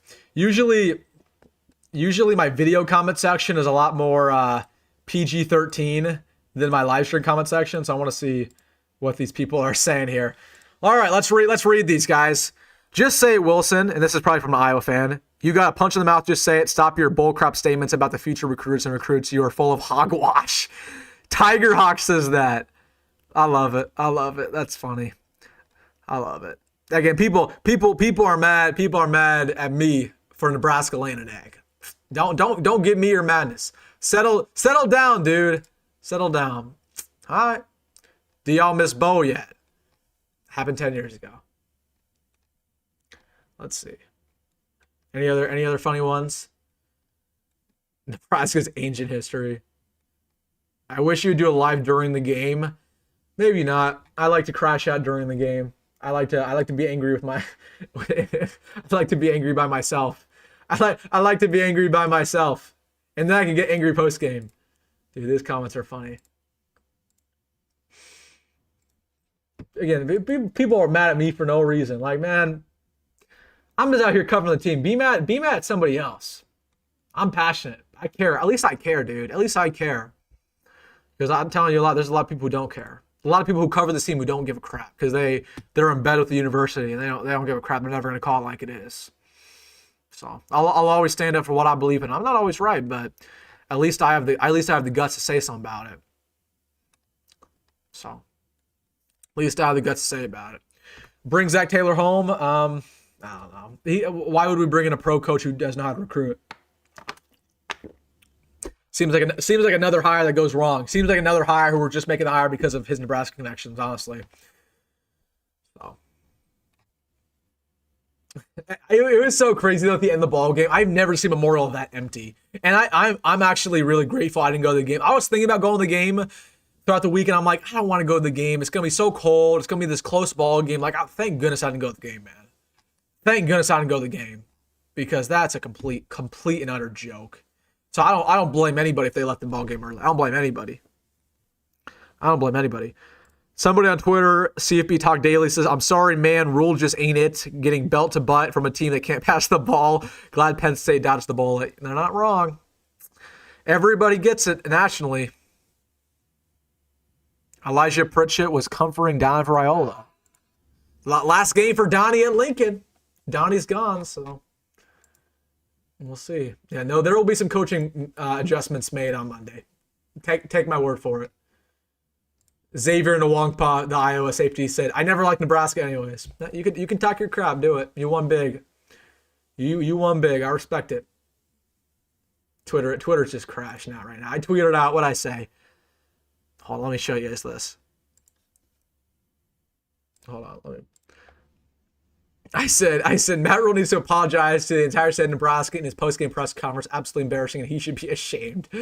He should be ashamed. Yeah, I think that was a good tweet. I agree with that. Not only because I tweeted it out. People are probably mad at me about that, though. They're probably like, Wilson, you shouldn't do that. All right, let's get back in the comment section here. Truly love what you do. Keep up the good work. I watch you every day. Never get bored of it. I appreciate you, man. And again, trust me, dude. I know we're feeling down right now, but it's going to get busy. It's going to get busy whether we like it or not next week, dude. Next week, December, January, it's going to be hectic. And this roster is going to look different. There are going to be multiple coaches who are going to be fired. So just get ready, man. It's going to be a busy weekend for me. I'm preparing for it. I'm excited for it. But we're going to have a lot to talk about. Let's focus on the fact that Matt Rhule in his first 3 years as a Husker head coach is 2-10 in November. Yeah, that's crazy. Yeah, that's awful. Like, and he lost what? He lost 4 of his last 4 year 1. He lost 5 of his last 6 in year 2, and he lost 3 of the last 4 in year 3. So he can't win when it gets cold. He can't win when it gets cold. He can't win when the season actually gets serious. What can he do? Good question. Good question. Any chance Nebraska gets Sam Pittman as an offensive line coach? Zero. I can bring you a number. That's a 0% chance. Absolutely zero. Does Rhule get rid of the coaches he needs to? Raiola, Braden, and Butler. I think, yeah, there will be some moves made. Trust me on that one. There will be coaches who get fired on Monday. And I'm expecting Don Raiola to be fired on Monday. That's not speculation. That's what I've heard. I didn't really want to leak it in the press con or in the live stream, but I do expect Don Raiola to be fired on Monday. Now, as for and there will be some coaches who leave, like Addison might leave. I've heard there's been legit rumblings around that. We'll see on Dana, right? But we will have a new coaching staff next year, for better or worse. For better or worse. The coaching staff's not good enough, but Rhule's not good enough, so it doesn't even matter. Why don't we go after good FCS players in the portal? I mean, we kind of did last year. We went after a couple. We just missed out on them. We went after somebody from North Dakota State. His name was like Cole Wisniewski or something. I want to look him up. we went after a North Dakota State safety, and he's with Texas Tech because they paid like $1 million. And he's having a really good year. He has like 60 tackles. Yep, he's pretty good. Yeah, we missed out on him. We've tried. Don't get me wrong. We've tried. Why does every player that comes here gets worse? Because the coaches stink? I mean, you're not wrong, man. Like, Rule is an actual idiot. I wish. I'm just laughing through the pain, man. I'm laughing through the pain. If you're down now, wait till sign day. Yeah, dude, we'll have a very honest talk on sign day because the class sucks. The class sucks. I mean, it's just awful. When do bowl games and playoffs get announced? Next Sunday. Next Sunday. Yep. They'll announce the playoffs, what, like noon? And they'll announce the bowl games throughout the day. So I'm expecting,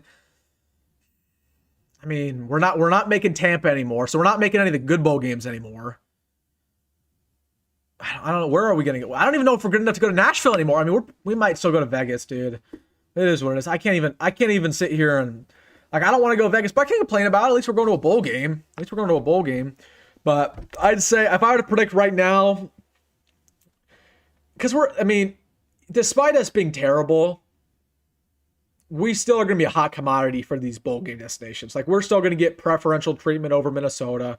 They're still going to give us preferential, treatment over, even maybe Iowa. Honestly, we still might make a bowl game better bowl game than Iowa. Funny enough, just because Nebraska's going to travel, they're going to travel for it. We're going to sell it out. So, I'm expecting Las Vegas. Probably, I'd say Las Vegas versus Arizona State. Does this game give us a chance to keep Dylan? I don't think so. I think Dylan's gone. Man. Good game, guys. See you next year out east. Is this an Iowa fan? It's a nice comment. Appreciate you, Iowa fan. You guys play well today, man. You guys play well today. I can't complain. I can't sit here and go at you. I'm going at my team. I'm frustrated with my team. But as for Iowa, like, you know what? I got to give credit's due. You guys played well, and you guys have a great quarterback, and you guys do what you always do, which is win against us, and that's respectable at the very minimum. So shout to you. Shout to you, my man. Who's in charge of looking at recruits and how much they're paid? Pat Stewart. Pat Stewart is. Pat Stewart's kind of botched it. Pat Stewart was kind of a garbage hire, too. That was a bad hire. Somebody who kind of failed in the NFL. Now Matt Rule is like, oh, we got to go get another failed NFL guy. That's what he said. Quit hating on the podcast, says Tristan. It pays the players so we can get even better. Dude, I know how YouTube works. I know how monetization works. And I can tell you right now, Matt Rule is not making that much. I mean, he's making probably money off it, but he's not making millions of dollars with the podcast. Like, let me look at his podcast right now. I'll tell you guys, I don't want to spoil how much. YouTube pays well, don't get me wrong, but I don't think. Let's see Matt Rule's podcast here. I'm going to pull it up. What's it called? House Rules. How many views has he had? How much views has he had in his entire career doing this podcast? He has 1 million views. Yeah. So I don't want to spoil how much he's made because I can already kind of calculate how much he's made. But I can tell you what, he's not with that much. He's definitely not made over 100K. Certainly not over 100K. And so he didn't. Even if he's making that money for NIL, it's not putting a dent in crap. So no, that podcast doesn't do anything for NIL. Doesn't do anything for NIL. So that's a huge misconception. None of y'all say to fire Rule while y'all crazy. Why would I say that? Why would I say to fire Rule? Like, I'm disappointed with Rule. I don't think Rule's a great head coach right now, but like, even if I were to say fire Matt Rule, it doesn't mean anything because he's not going to be fired. He's here for the next couple of years, whether we like it or not. So, why would anybody say that? It doesn't matter. You can have whatever opinion you want, but Matt Rule's not going to leave. He's not going to get fired. Crypto King says, great show. Thank you, my man. Thank you for the super chat. Appreciate you. We try to keep it real. We try to keep it a therapy session, man. We try to keep it a therapy session. That's what I should start calling it. Trey Taylor says, I'm done with y'all. I'm decommitting. Yeah. That's definitely real. That's definitely real. podcast money's not going to the players, it's going to Rule. And again, even if it were going to the players, it doesn't do anything. $100,000 is nothing. That's nothing. Like, he is not, I guarantee he's not made $100,000. Guarantee you. So, at the minimum to make it net, you need 100 grand, and he hasn't done that. He definitely has not made that off YouTube. I know how YouTube works. I know how much money you make. And again, you make good money off YouTube, you just don't make that much. You don't make that much. But I mean, it's good money. Do you think TJ is our guy next year? And Matt Rule said that the early start threw off the team. The early start threw off the team? Isn't he the same coach who says that he prefers early games? Is that actually what he said? Is that, I can, no way he said that. No way he said that. Oh no, I just saw that. I loaded up Twitter to see that. And I see Emmett Johnson crying on the field with his parents. That sucks, man. That's the only guy I feel really bad for right now, bro. I feel so bad for Emmett. He put his heart and soul on the line, bro. Is that what Matt Rowe actually said? Let me look this up. I don't know. I don't know if he said that. That's a crazy comment if that's true, though. That's crazy. That's a crazy comment. Matt recorded the day, literally first sentence. I'll be the first one to say this was unacceptable and understand how fans in Pac student section feel. Again, words are words, though. He says that every single week. It doesn't matter. It doesn't matter. If he doesn't do anything about it, it changes nothing. So, I mean, cool, but do something about it, man. Change it. Playoff predictions, Wilson. I got to see the bracket. I can't predict the bracket. I'm not going to lie. The bracket, there's so much that's going to happen over these next 2 weeks. It's just, we have no idea. I mean, today's game's impacted. Like, Georgia's right now to slugfest versus Georgia Tech. Shocker. They always played that game close. What are the other, hold on, let me check the other results. I literally watched the Egg Bowl, but that was about it. What else happened during the early games? Let's look at it. During the early games, let's see. What happened? Any other good games? Oh, no, Buffalo lost. Gosh, I wanted them to make a bowl game. That sucks. Utah, okay, Utah's won, meaning they're going to make the Big 12 championship, meaning we're probably not going to play them in a bowl. I don't know. These other games are kind of trash. Texas A&M Texas is going to be a heck of a ball game tonight. I'm gonna have fun watching that one. I'm gonna have fun watching that. I think Texas is going to pull the upset. TBH. And we got some good games tomorrow. Dylan to Oregon, done deal. Maybe. But I'm sure Oregon's in the mix. I'm sure Oregon's they offered a lot of money, I'm sure already, man. I'm sure Dom, again, I'll tell you guys, like, Dom was probably very happy with this result today. Dom Raiola was probably grinning ear to ear that TJ wasn't playing very well. He's probably super happy with it. So again, that family's not for Nebraska. If we lose the bowl game, how does that impact the 27 class? It hurts it for sure. It hurts it. Again, I told you guys, like, the 27 class, the only reason it's good is because of Trey. And Trey's going to have a really hard time peer recruiting guys here. He's going to have a very hard time peer recruiting. So they got to win the bowl, and they got to go crazy with money, man. Because money talks. It really, winning matters in recruiting, but if you offer money, it changes a lot of factors. And we just don't even offer money to these guys, practically. Super frustrating. We are in year 3 with a coach that preaches a culture of toughness, yet today showed we really aren't as tough at all when teams line up and play smash mouth football. You're 100% right. And not only are we not tough in that aspect, but we're not tough when it comes to just our culture in general. Okay, when it comes to being hit in the mouth early on, when we're down in the second quarter, when they're moving the football down the field. I mean, the ball game's over because you're looking at the sideline. You're seeing Matt Rule, who's doing nothing. You're seeing you're seeing our players with their head down low. I mean, it just kind of tells you everything you need to know. So, again, we're not physical, but our culture also is far away from where it should be. Would you rather have our program or Iowa's?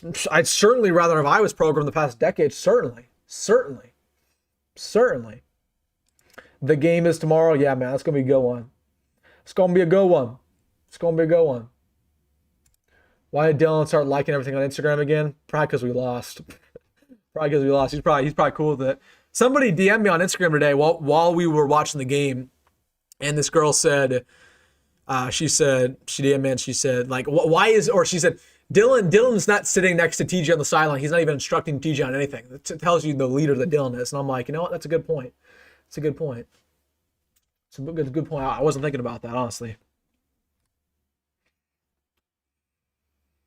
Next year's already feels like a wash. Restaffing right before the portal, along with the atrocious 26 recruiting, will kill next season's roster. Probably, yeah. I mean, again, we just got to see what they do in the portal. I want to save my judgment for next year with what they do in the portal. There's a lot that's going to happen. There's a lot that's going to be different. So I don't even want to. I don't know. We'll see. But I'm not. Next year's not a wash already. Why didn't we offer Jet Tamala? Because our coaching staff's incompetent and thinks they're geniuses, I guess. Yeah, we didn't even give him an offer. The best you could argue, and this is a hot topic right now. You could argue Jet Tamala is the greatest high school quarterback to ever come out of the state of Nebraska. High school quarterback, not all time, but you could argue with Jet Tamala's career, he's the greatest high school quarterback to ever come out of this state from his statistics and from what he's done in his career. And Nebraska didn't even give him an offer. I mean, that's just terrible. And I know for a fact, because I know Jet, and I went to high school with Jet, if we offered him, he would have considered going to Nebraska. He would have. But it's crazy, man. We got Dane Raiola, who ended up decommitting. And again, it tells you a lot over Matt Rule and how well he recruits. When he could have went anywhere in the country a couple weeks ago. He could have went anywhere in the country to recruit during the bye week. And he went to Dayton Raiola's game to watch Dayton play. And Dayton decommitted like 3 days later. So he wasted his recruiting hours to go watch Dayton, our 3-star quarterback commit, who's no longer commit, over trying to flip somebody worth anything. It says a lot, man. It says a lot. I said this when he was hired. I stand by it. Ooh, I hit my mic. I said this when he's hired. I stand by it. I say it now. Matt Rule is never, and he's not the coach to rebuild this program and bring it back to relevancy and reach championship caliber. Yeah, Mr. Raj, I remember that, man. You're an OG. You were an OG. You are. You've been watching me for a very long time, since I was like 300 subscribers. So shout out to you, Mr. Raj. Yeah, I agree. I remember you saying that, and you're not wrong. I mean, Matt Rule's just. What has he ever done his entire career to prove that he can win a national championship here? I mean, I think that's off the table. I don't think anybody actually genuinely believes that. But I don't even know if Matt Rule can bring us to 7 to 10 wins. That's what I was hoping he could do. To stability. I don't know if that's even possible. Is Terry Brayton a secret Iowa spy? Maybe, man. I feel for this team, but it breaks my heart when I see Nebraska being disrespected and these other teams, they don't see it or they're not feeling it. It really does break my heart. Yeah, I mean, today breaks my heart. I don't care about Nebraska getting disrespected. They deserve to be disrespected with what they've done. Nebraska had an opportunity to change it and they didn't do anything. Everybody's entitled. And once you learn that Matt Rule actually doesn't really give a crap about you and he's just a politician, and once you learn that the coaching staff doesn't give a crap about you, once you learn the players don't give a crap about you, changed your mind a lot toward the disrespect because they just don't care. Thoughts on the defensive backs? Didn't play great today. Guthrie was terrible, right? Donovan Jones, highs and lows. Sear actually his worst game of the year, but I can't even blame the secondary. Like, the secondary objectively had a really good season. They had a really, really good season. So I don't even want to blame them. They had a good year.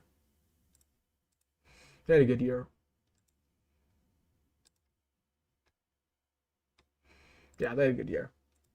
I'm really sad, man. I'm so tired of losing year after year. I am too, dude. And I'm frustrated that we have to deal with the Iowa disrespect for another year, but it's okay. At least we didn't lose in a walk-off.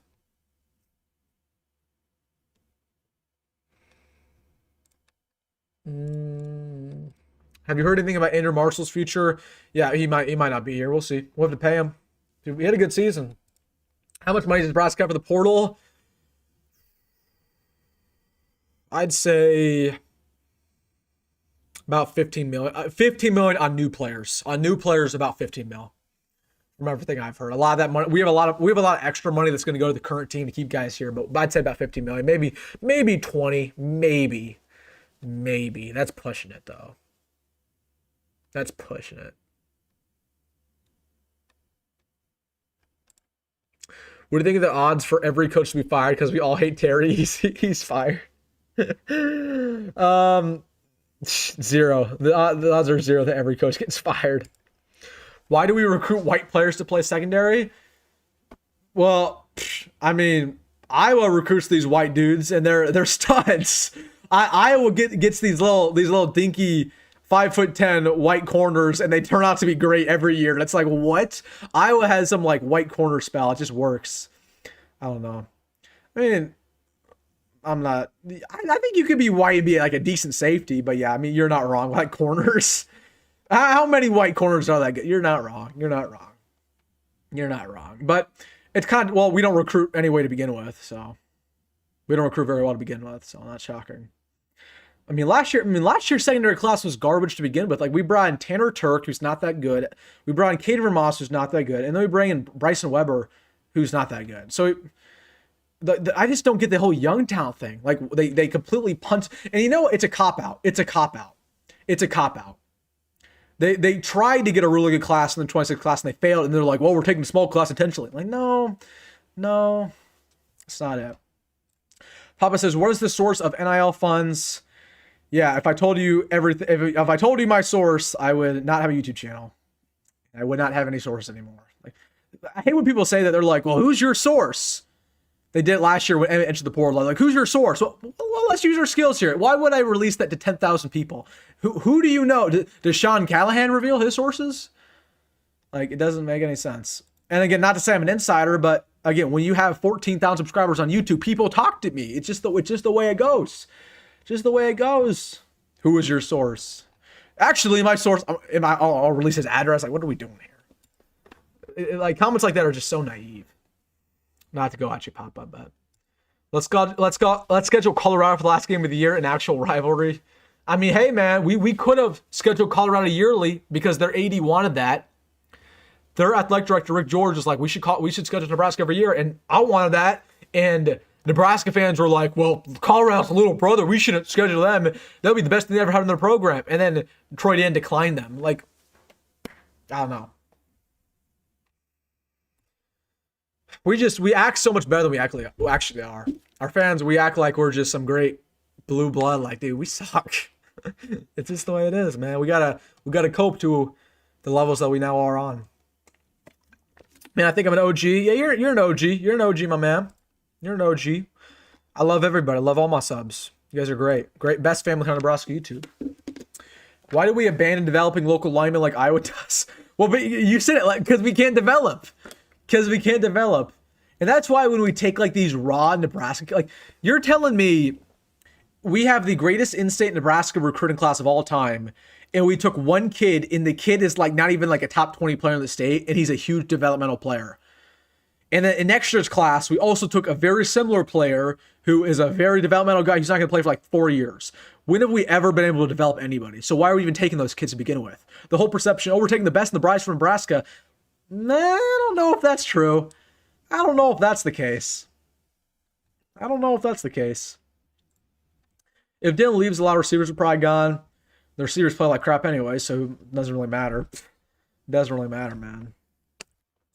It was just announced we're playing Boise State in the Vegas Bowl. They don't announce bowl games. I know you're trying to troll me, but they don't announce bowl games in the middle of a Friday. If Millard South played Nebraska, who would win? Nebraska would run through them. But that's a funny question. Would this year have gone different if White and defensive staff didn't leave? I think the defensive line would be certainly better with Terrence Nine, so I'd say yes. I'd say we would have won at least one more game. We probably would have beat Michigan. We should have won that Michigan game. That was terrible. We lost to Michigan. Just terrible.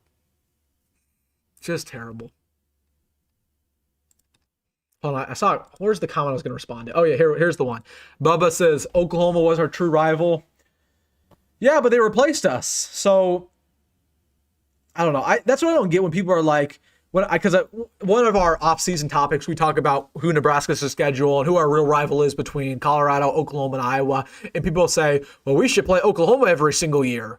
Oklahoma's our true rivalry. That's a rivalry built on respect. Like, newsflash, we had a great rivalry with them back 50 years ago, but they don't think about us anymore. They don't care about us. Their rivals with Texas, they replaced us. And people forget that in the 90s, that rivalry was dead. Nebraska-Oklahoma was not a real rivalry in the 90s. It wasn't. It wasn't. They went over to Texas when it became the Big 12, and we went over to Colorado. We didn't even play them on Black Friday anymore. It was lopsided. We destroyed them. So the Oklahoma rivalry hasn't been real for literally 40 years, since the 80s, really.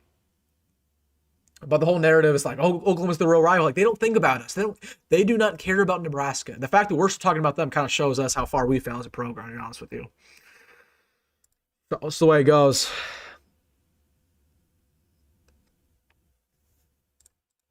Why do we let Iowa with 3-star recruits play like prime Georgia? Well, because they develop and they have a great coach. It really doesn't matter. I mean, recruiting obviously matters, but if you have a good coach you can develop, you can mask a lot of that crap. You can mask a lot of it.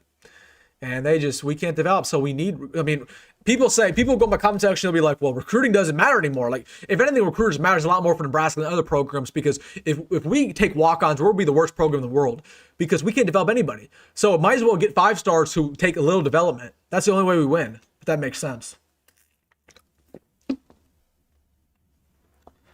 Lateef is not better than Raiola, and I think Raiola will stay now. No, today changes nothing. Today changes nothing. And again, today was not on TJ. It just wasn't. Ferentz is still mediocre. Yeah, you're not wrong. You're not wrong. He's mediocre. But doesn't that make it even more sad that we get owned by a mediocre coach? Doesn't that make it a little bit even more depressing that we play a mediocre coach and we get boat raced? Like, isn't that even worse? I'm just saying. To me, that's worse. ZL Husker says Lateef was not good. I don't care what your video says. I love your channel, but that's a cope, bro. Again, why are we even sitting here talking about Lateef though? Like, why is that even a conversation? Again, people will blame the quarterback for everything. Like, Lateef played okay. The offensive line was terrible. Like, and again, and I know people will say, well, Wilson, you were tough on Raiola. I was tough on Raiola because he threw interceptions. And that's the only difference between TJ and Dylan. That's the only difference between TJ and Dylan. At least TJ don't go out there and throw interceptions. At least TJ didn't throw 3 interceptions like Dylan did versus Maryland. At least TJ doesn't take, a million sacks like Dylan does. So, again, is TJ perfect? No, he's a true freshman quarterback. No, he's not perfect. But he was not the reason we lost to Penn State. He was not the reason we lost to Iowa. And Raiola wasn't the reason we lost to Minnesota either, but still, like, again, blaming TJ is just stupid, especially because he's going to be the star whether you like it or not next year. Okay, whether you like it or not, Dylan Raiola is an unloyal quarterback. Whether you like it or not, Dominic Raiola has been shopping around for weeks now. Whether you like it or not, that boy going to be gone. So you can have your Raiola love affair, that's cool, but that boy's not loyal to us. And he's definitely not loyal to TJ. And he's treated TJ like crap since TJ took over. Real leaders, you can tell how real leaders act when they face some adversity in their life. You know what I mean? And we learned a lot about Dylan when he faced adversity. So it is what I mean. Again, I wish Dylan the best of luck. I don't. It is what it is. But he's gone. He just is. He just is. And you got to ride TJ because he's our guy. He's our guy from now on, man. Probably. And I think TJ can rapidly improve. And I thought TJ showed some, again, the flashes with TJ are really good. The flashes are really good. So, and again, he played great versus UCLA.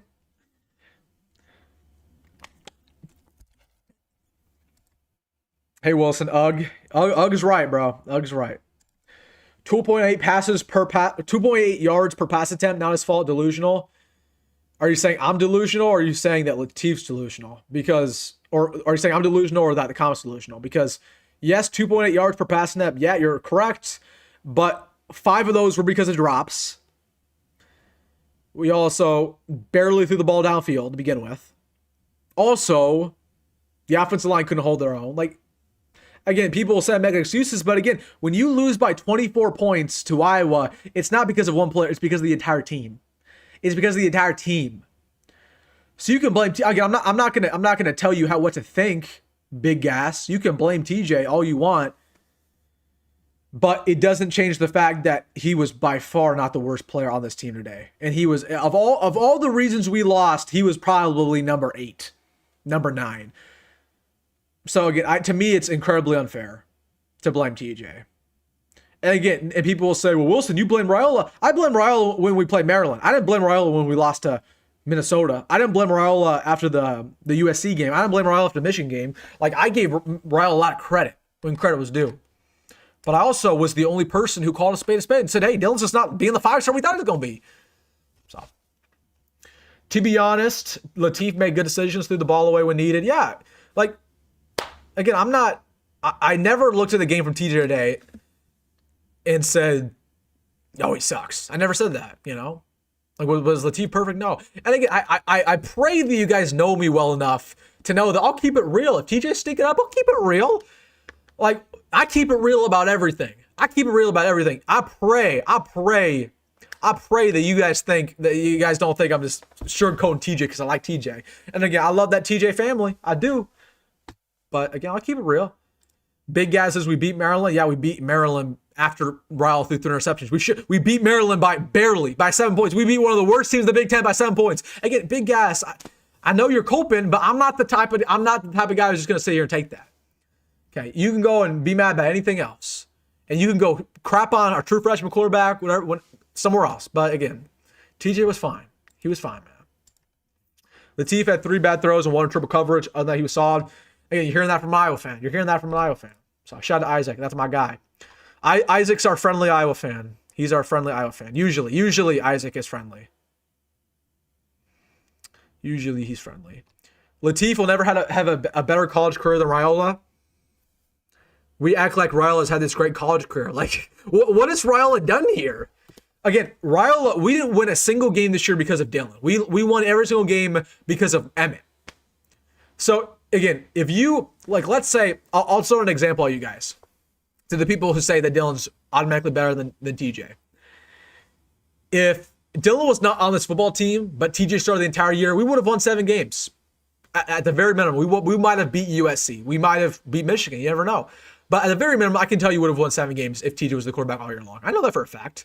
But if Dylan was here as a starter, but Emmett was gone, we would have won 3. So what is he done here? Really? Oh, but we made a bowl game in year 1 of Dylan Raiola. That wasn't because of Dylan, because the defense was great last year. That's why. So I just don't. It's cope to me. It's all cope. It's all cope. The great, like, Dylan Raiola will not go down as one of the greatest Nebraska quarterbacks of all time. That's how people treat him. They're like, this great Nebraska quarterback. Like, come on. Let's be real. I mean, again, I told you guys, like, I'll give credit, but come on. It's just weird. It's a weird narrative. It's a weird narrative. I love when people get mad at Wilson when he has zero control of the game. Yeah, man. Well, again, people are mad. People,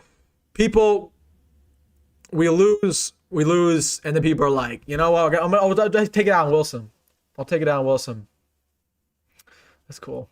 This big gas, dude. Okay, you're making yourself look bad here, bro. Again, I know you're mad, big gas, but don't. Come on. I know you're mad. We would be 4-8 with TJ. Well, given the fact that we still beat Maryland, given the fact that Raiola was actually tanking that ball game, we would definitely beat Maryland TJ. Because TJ would not throw 3 interceptions. So you're wrong there. We would have beat Michigan State. Dylan could not complete a single pass in the Michigan State ball game. People blame it because of the wind. So we would have beat Michigan State. We would have beat Maryland, 2 of the worst quarterback performances we've seen in a while. We would have beat Cincinnati. That's for sure. Definitely would have beat Cincinnati.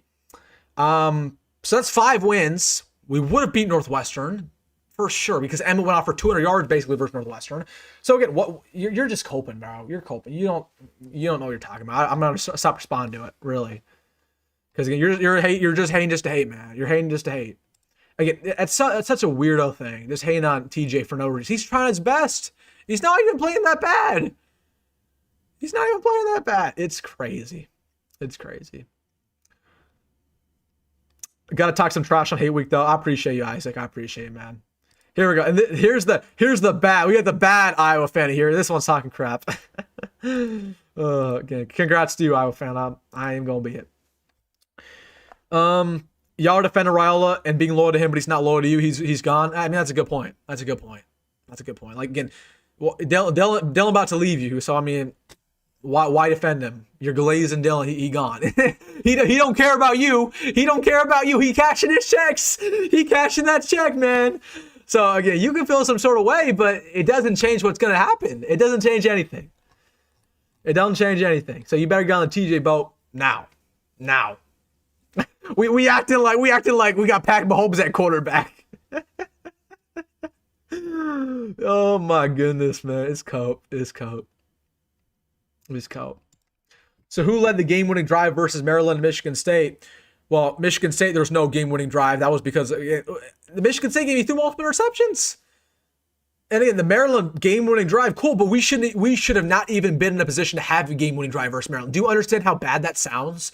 Game-winning drive versus Maryland, we should have not even had a game-winning drive versus Maryland. We should have beat them by 21 points. The only reason that game was competitive, there was only one reason that game was competitive. It was because of our quarterback. So again, it just doesn't matter. Like I'm not, and Zia Husker, you're my guy. You're my guy, Zia Husker. I respect your opinion. But again, I don't get why the perception here that this is all on TJ. It doesn't make much sense to me. It doesn't make much sense to me. It don't make much sense. It don't make much sense. Indiana fan loves your passion channel. Quarterback another problem. Lost the game in the trenches. Period. I appreciate you, Indiana fan. I appreciate you. Good luck. Good luck the other day. Good luck versus Ohio State next week. That's gonna be a good ball game. I appreciate you though. You guys, heck of a program over there. Heck of a coach. I appreciate you being respectful. And you're right. Quarterback was not the problem. You're right.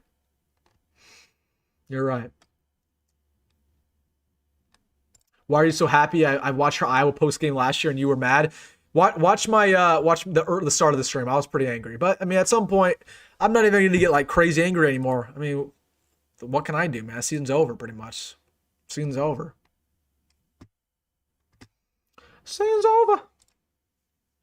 If Emmett comes back, I feel bad for him. He needs to go pro at this point. Oh, he's gone.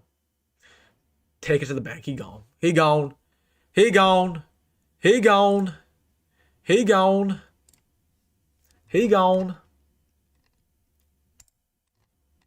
We need Raiola gone so we can get a new offensive line coach. I think we will. I think Monday will be a pretty significant day, if you know what I mean. It's a pretty significant day. Raiola as a whole needs to just leave the program. I don't know if I'm there. Again, I wish Dylan the best of luck wherever he goes, but again, Ryan's on the wall. All right, guys, we've been going for about an hour and a half. Big therapy session. I'll go as long as you guys have stuff to talk about. So as long as you guys are got stuff for me to discuss, we'll talk, and then we'll move on to the next, man. So again, put in your final stuff, and I'll tell you what, man, I'm gonna enjoy the rest of the day. I'm gonna enjoy watching some football. I'm gonna enjoy the game tomorrow. I'm gonna enjoy the NFL,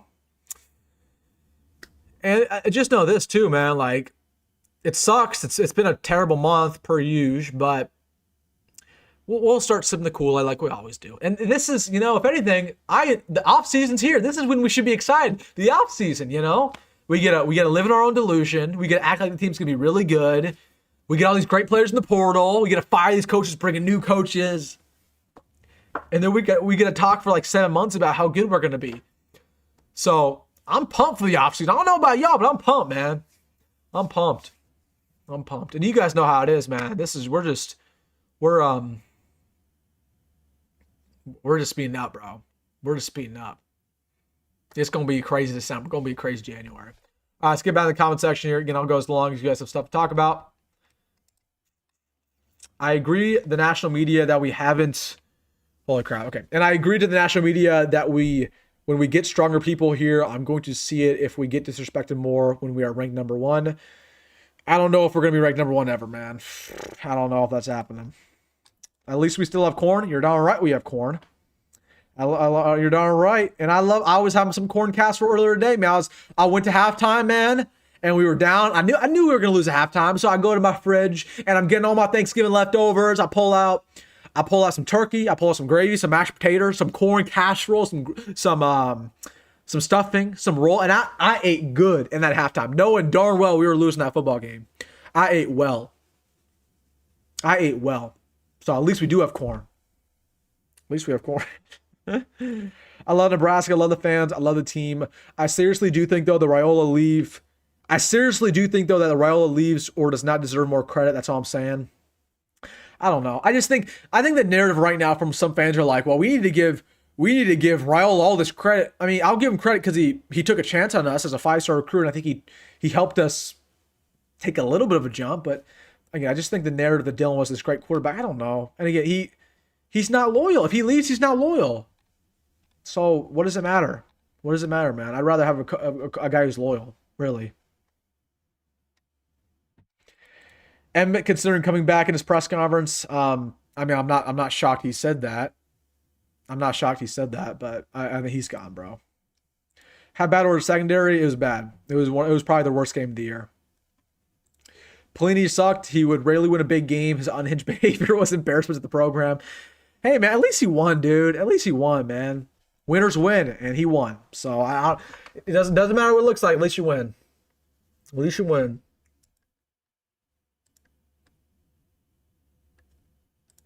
Emmett will come back. He's unfinished business. If Emmett was smart, he's not come back. And again, I do not think he's come back. From the conversations I've had, and you guys know me, like if there's any situation I know, it's Emmett Johnson. That goes back to last offseason. If there's any player you should trust me on, again, I'm not going to tip my cap here, but I think Emmett's not. What I heard, 95% from a very, very trusted person, if you want to infer who that is. Why did a lot of our fans wear black? Because it was cold, my man. Because not too many people wear red coats. So when it gets colder, people wear black.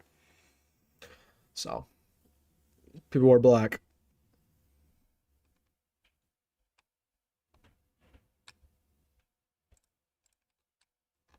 People are crashing out. CFB 25 with fans. Maybe, bro. Maybe. I don't know. Maybe that'd be something we do in the off season. I don't know. I don't have Xbox Live right now though. Okay, let me know, like, if you guys want, like, content, like, what, okay, I'll do daily content, obviously, all off-season long, but let me know, like, video ideas, like, email me at wilsondittman.com or wilsondittman@gmail.com, follow me on social media, Instagram specifically, or Twitter, and DM me if you guys have any content ideas, because I need some content ideas for this off-season, because we got a lot to talk about in 7 months. 7 months.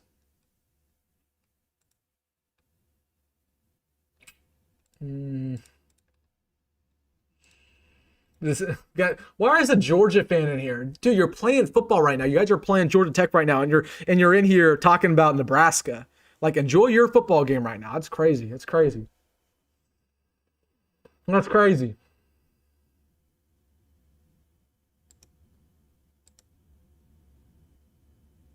We could be an Iowa fan. I mean, at least they win, bro. I don't agree that they're losers. I don't agree with that. I don't agree that Iowa fans are losers. I mean, they beat us, bro. They beat us. They beat us. They beat us. Cooper says it was cold. Cooper, were you there, my man? It was cold. It's unfortunate that you had to go through all that to watch that display of football. It's unfortunate. It's unfortunate. If we fire Donnie, does our offensive line recruiting in 27 go to crap? Maybe a little bit, but it depends who we hire, obviously. Depends who we hire. Wilson, do you watch UFC? I do not. I do not. I see clips every now and then, but I don't know. That's not my favorite sport. I watch boxing a little bit, but, not a big. God is king. I hope everybody has a good rest of their day. God bless. I appreciate you, G. I agree. I agree with you. I agree. Thank you for your support. Zio, you're my guy. You know you're my guy. You know you're my guy. All you guys are my guys. Oh, you guys know that. Fun exercise. If we could fire then hire any available or realistic coach, how would you fill out our coaching staff? Well, okay, I would get rid of Donnie and I'd bring in Sam Pittman easily. D-line's tough. I mean, there's a lot of good D-line options. I would bring in the Syracuse defense coordinator to be our D-line coach. What's his name? Elijah. Who is Syracuse defensive coordinator? Who it is? It's Elijah something. Elijah Robinson. I'm bringing Elijah Robinson to be our D-line coach. Offensive coordinator. I'll bring in Chip Kelly. Why not? I'll bring in Chip. Defensive coordinator. That's tough. Who would I bring as our defensive coordinator? There's not a lot of great options. I don't know. It's too much thinking right now. But again, we'll have some conversations in a couple weeks. I'm sure we will have some coaching vacancies.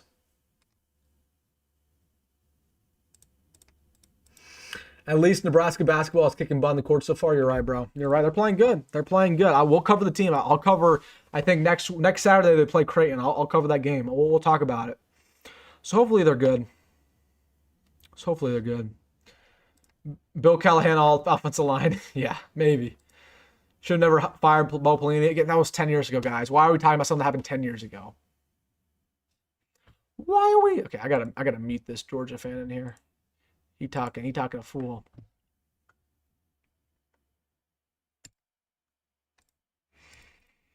All right. Can we transform Eckler to Bo Pelini 2.0? I don't think Eckler would be a good head coach at least. There's a reason why he's been a special teams coordinator his entire career. He's a great special teams coordinator, but you can't. Sometimes it's like some people are just meant to be in their certain role, and I don't want to set them up for failure. Did you cover all Big Ten teams? Maybe at some point, man. I think at some point, maybe we'll do more college football. Media distractions midweek every game. That shouldn't have had an impact on today. It shouldn't have. And if it did have an impact on today, it just means we're soft as a program. If the Raiola distractions had an impact on the result, then we deserve to lose. Simply put. We deserve it. So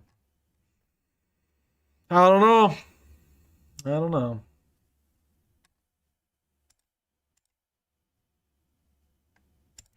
What do you think of Rob Dvorak?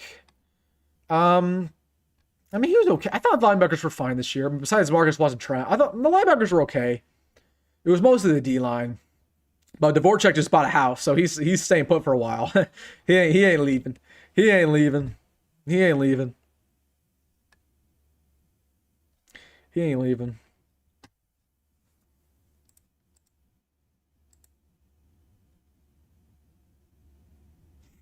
This guy's talking. Lateef sucks. 4 touchdowns in 5 games played, and that's your next big thing. As long as passes a screen behind the line, you don't know ball, buddy. Yeah, who are you, buddy? Who are you? You're a nobody. You're a nobody. You're a nobody saying I don't know ball. You're a nobody. Talking out of your ass, man. Oh, excuse my language. I apologize for that. I apologize. Get out of my comment section talking to fool. You're going at our freshman quarterback who tried his best today, who played better than Dylan did. But again, go glaze your quarterback who ain't gonna be here in a week, buddy. Get out of here. A loser comment. It's a loser comment. I mean, you can go root for Iowa. But you don't know anything. You're a nobody. It's crazy. People think I won't respond to that. I will respond to that. I will. Way to send the seniors off on a high note. I agree with you, Emerson, man. Again, but the seniors are the ones who play today. How did the seniors do with their last opportunity? How did Turner Corcoran play? Not very well. How did anybody play well? Nobody played well. So again, that falls on them, bro. It falls on them. They had an opportunity to change the narrative and they knew crap about it. So it is what it is. How many drops did Dane have today? He had 3. Three. We paid him all that money, right? It was worth it, right? We paid him all that money. All that money. Money.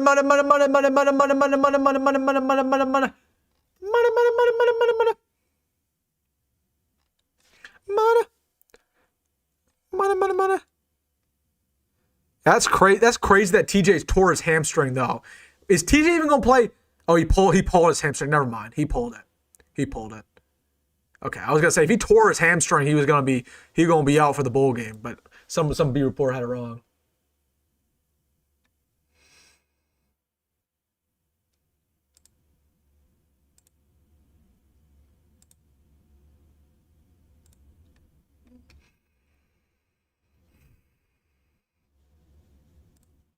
Feels like yesterday when Wilson was making the season prediction videos for all the players.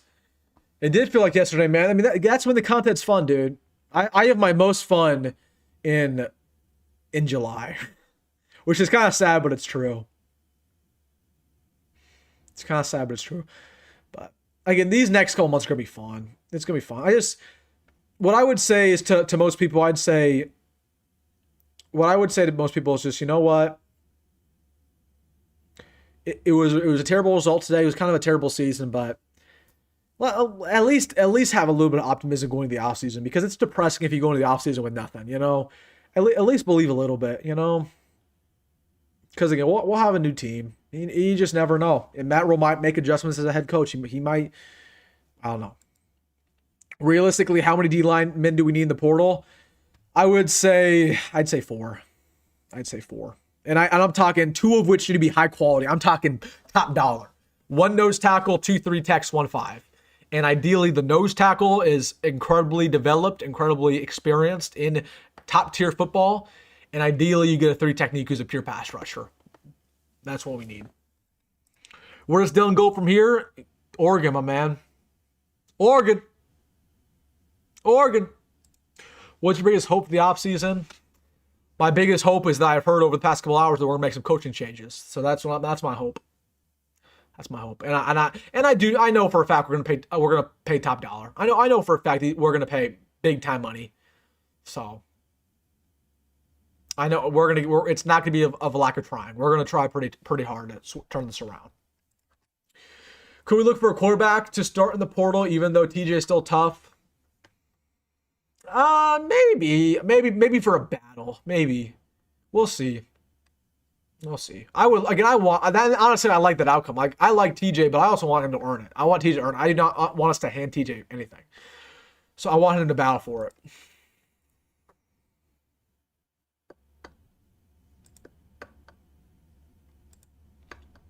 So you're right, NFL prediction.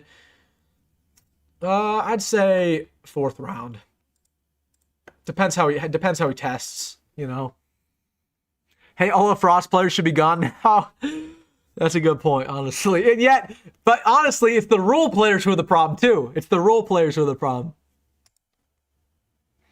Wilson, did you get a deer this year? I got a big mule deer. I did not get a deer. I want to try elk though. Low-key, I want to try elk. I want to try some different food. I want to try elk. I want to try duck. I had duck once. I didn't like it. I want to try duck again. So I want to try some new food. Why does Dylan go to Oregon so he can't play? Dylan's going to be starting next year. Dante Moore's going to go to the NFL. Dante Moore's a 3rd-year player. So they know Dante Moore's gone. They're going to bring in Dylan to start.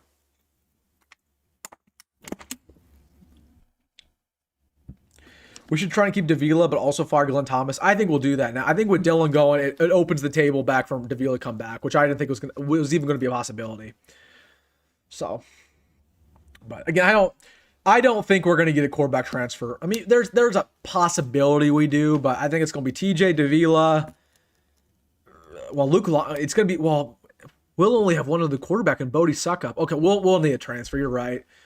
And we're probably not going to we need a high school recruit is what we need, but I don't know if we're going to get one because Dayton decommitted. But it's just so hard to find like these random quarterbacks to sit on the bench. Like it's hard to sell a quarterback to sit here and do nothing. You know what I mean? When was the last time Iowa won anything in football? I mean, they won a lot of bowl games, you know? They won a lot of bowl games. Another embarrassment on national television. Some coaches should be fired. You're darn right. I'm sorry for laughing at that, but it's just kind of funny how we've talked about that so much recently. You know, Luke Longville's a senior. Yeah, I thought he was a junior. But I think he's a walk-on, so he doesn't want to pay anymore. I think he wants to graduate. But he's a senior. He's a senior academically, but he's a junior on football. So yeah, we won't even have Longville anymore. Guaranteed Dylan leaves. I won't guarantee it, but I'll say 95. I'm expecting an announcement next week. Is Dylan going to Oregon confirmed? That's not confirmed, but here's what's going to happen with Dylan. He's going to enter the portal probably next week. He's going to get bids. He's going to get Miami, Texas Tech, Oregon. You already know who's going to get involved there. And then he'll make the decision. I'm starting to think Darian Jones made the best decision to commit to Iowa. He did. He did make a good decision. He did. What do we need to do to change the culture in Nebraska? Once again, I feel like we just gave up when they got that 8-point lead. Again, it all stems with the coaching staff, man. It all stems with the coaching staff. Refs for cheeks. We lost by 24 points, man. I can't even sit here and complain about the refs. That's another cop out to sit here and the refs weren't very good. Well, we weren't very good either.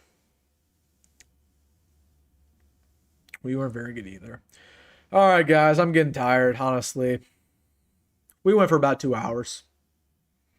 So, okay, let's talk about what we're going to do coming forward. I'll talk about the schedule, what you guys can expect from the channel, and then also let me know if you guys want some idea, or you guys want me to make some certain videos when the offseason starts, which is now. So here's what we're going to do. Here's what you guys can expect. Well, obviously our normal video tomorrow, our Nuggets episode, we'll rewatch the game, we'll talk about it. We'll talk about the bowl game. We'll talk about Sunday, where we go from here, stuff like that. Recruiting, we'll have a lot of recruiting updates this next week with the signing day. I'm sure we'll get some portal news. I mean, next week's gonna be busy, so just get ready. Put on your notifications, because we are going to get lots of news next week. Just know it always happens. It's gonna be like last week was the busiest week of the year on the channel. It's gonna be the same way this year. We will get coaching news. We'll get portal news. So put on notifications. But we'll talk about the portal, recruiting next week, sign days on Wednesday. And then once we get to deep December, we'll start talking about the bowl game a little bit. We'll talk about we'll get some portal news. We'll have a lot to talk about in December. We'll have a lot to talk about in December. So I have my schedule up right now. If you guys want any videos, let me know. All right, final stuff here. Please cover volleyball. We'll do it when they make the Final Four. I think we will.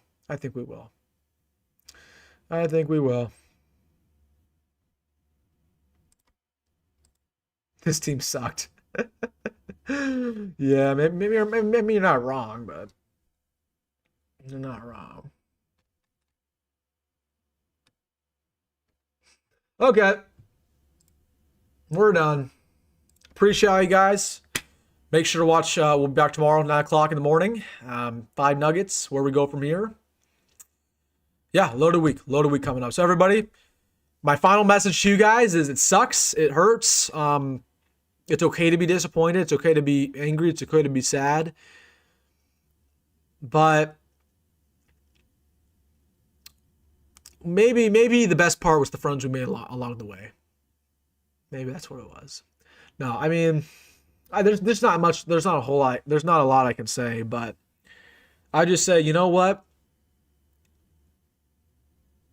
Football's football. It was a fun season because we gotta watch our football team play. Now we won't be able to watch them. We don't watch them in the bowl game, but it sucks the season's over. I'd say, enjoy tonight, have some leftovers, drink a couple beverages of your choice, watch football tomorrow, and then we'll talk about where we go from here. We'll keep it real. Again, we will get a lot of players in the portal, get a lot of coaching moves. It's gonna be busy. It's gonna be a busy offseason. So just know, again, it was obviously terrible. I'm not going to sit here and sugarcoat it. I'll be more mad tomorrow, but I'm ready for the offseason. I think you guys are too. And I'm ready for the team to make some serious changes, and hopefully we will be better next year. All right, guys. Appreciate you guys as always. Thank you. And again, I want to take this time to also thank you guys for watching every single one of my post-game lives. We will only have one more after the bowl game, but again, appreciate all you guys. It's been a fun year, and just know we're not slowing down, man. This is kind of, this time of year where all the YouTubers kind of stop making content and they go in their hibernations. Like here, we love the off season, so we're gonna continue to make daily content. We're gonna continue to talk about this team, and I think a lot of people are sad now, but we'll get back to our usual selves pretty soon. That's just the way it goes. We'll get back to our usual selves. So, all right, appreciate you guys. See you tomorrow on the channel, 9 o'clock for my Nugget episode. Be there, be square.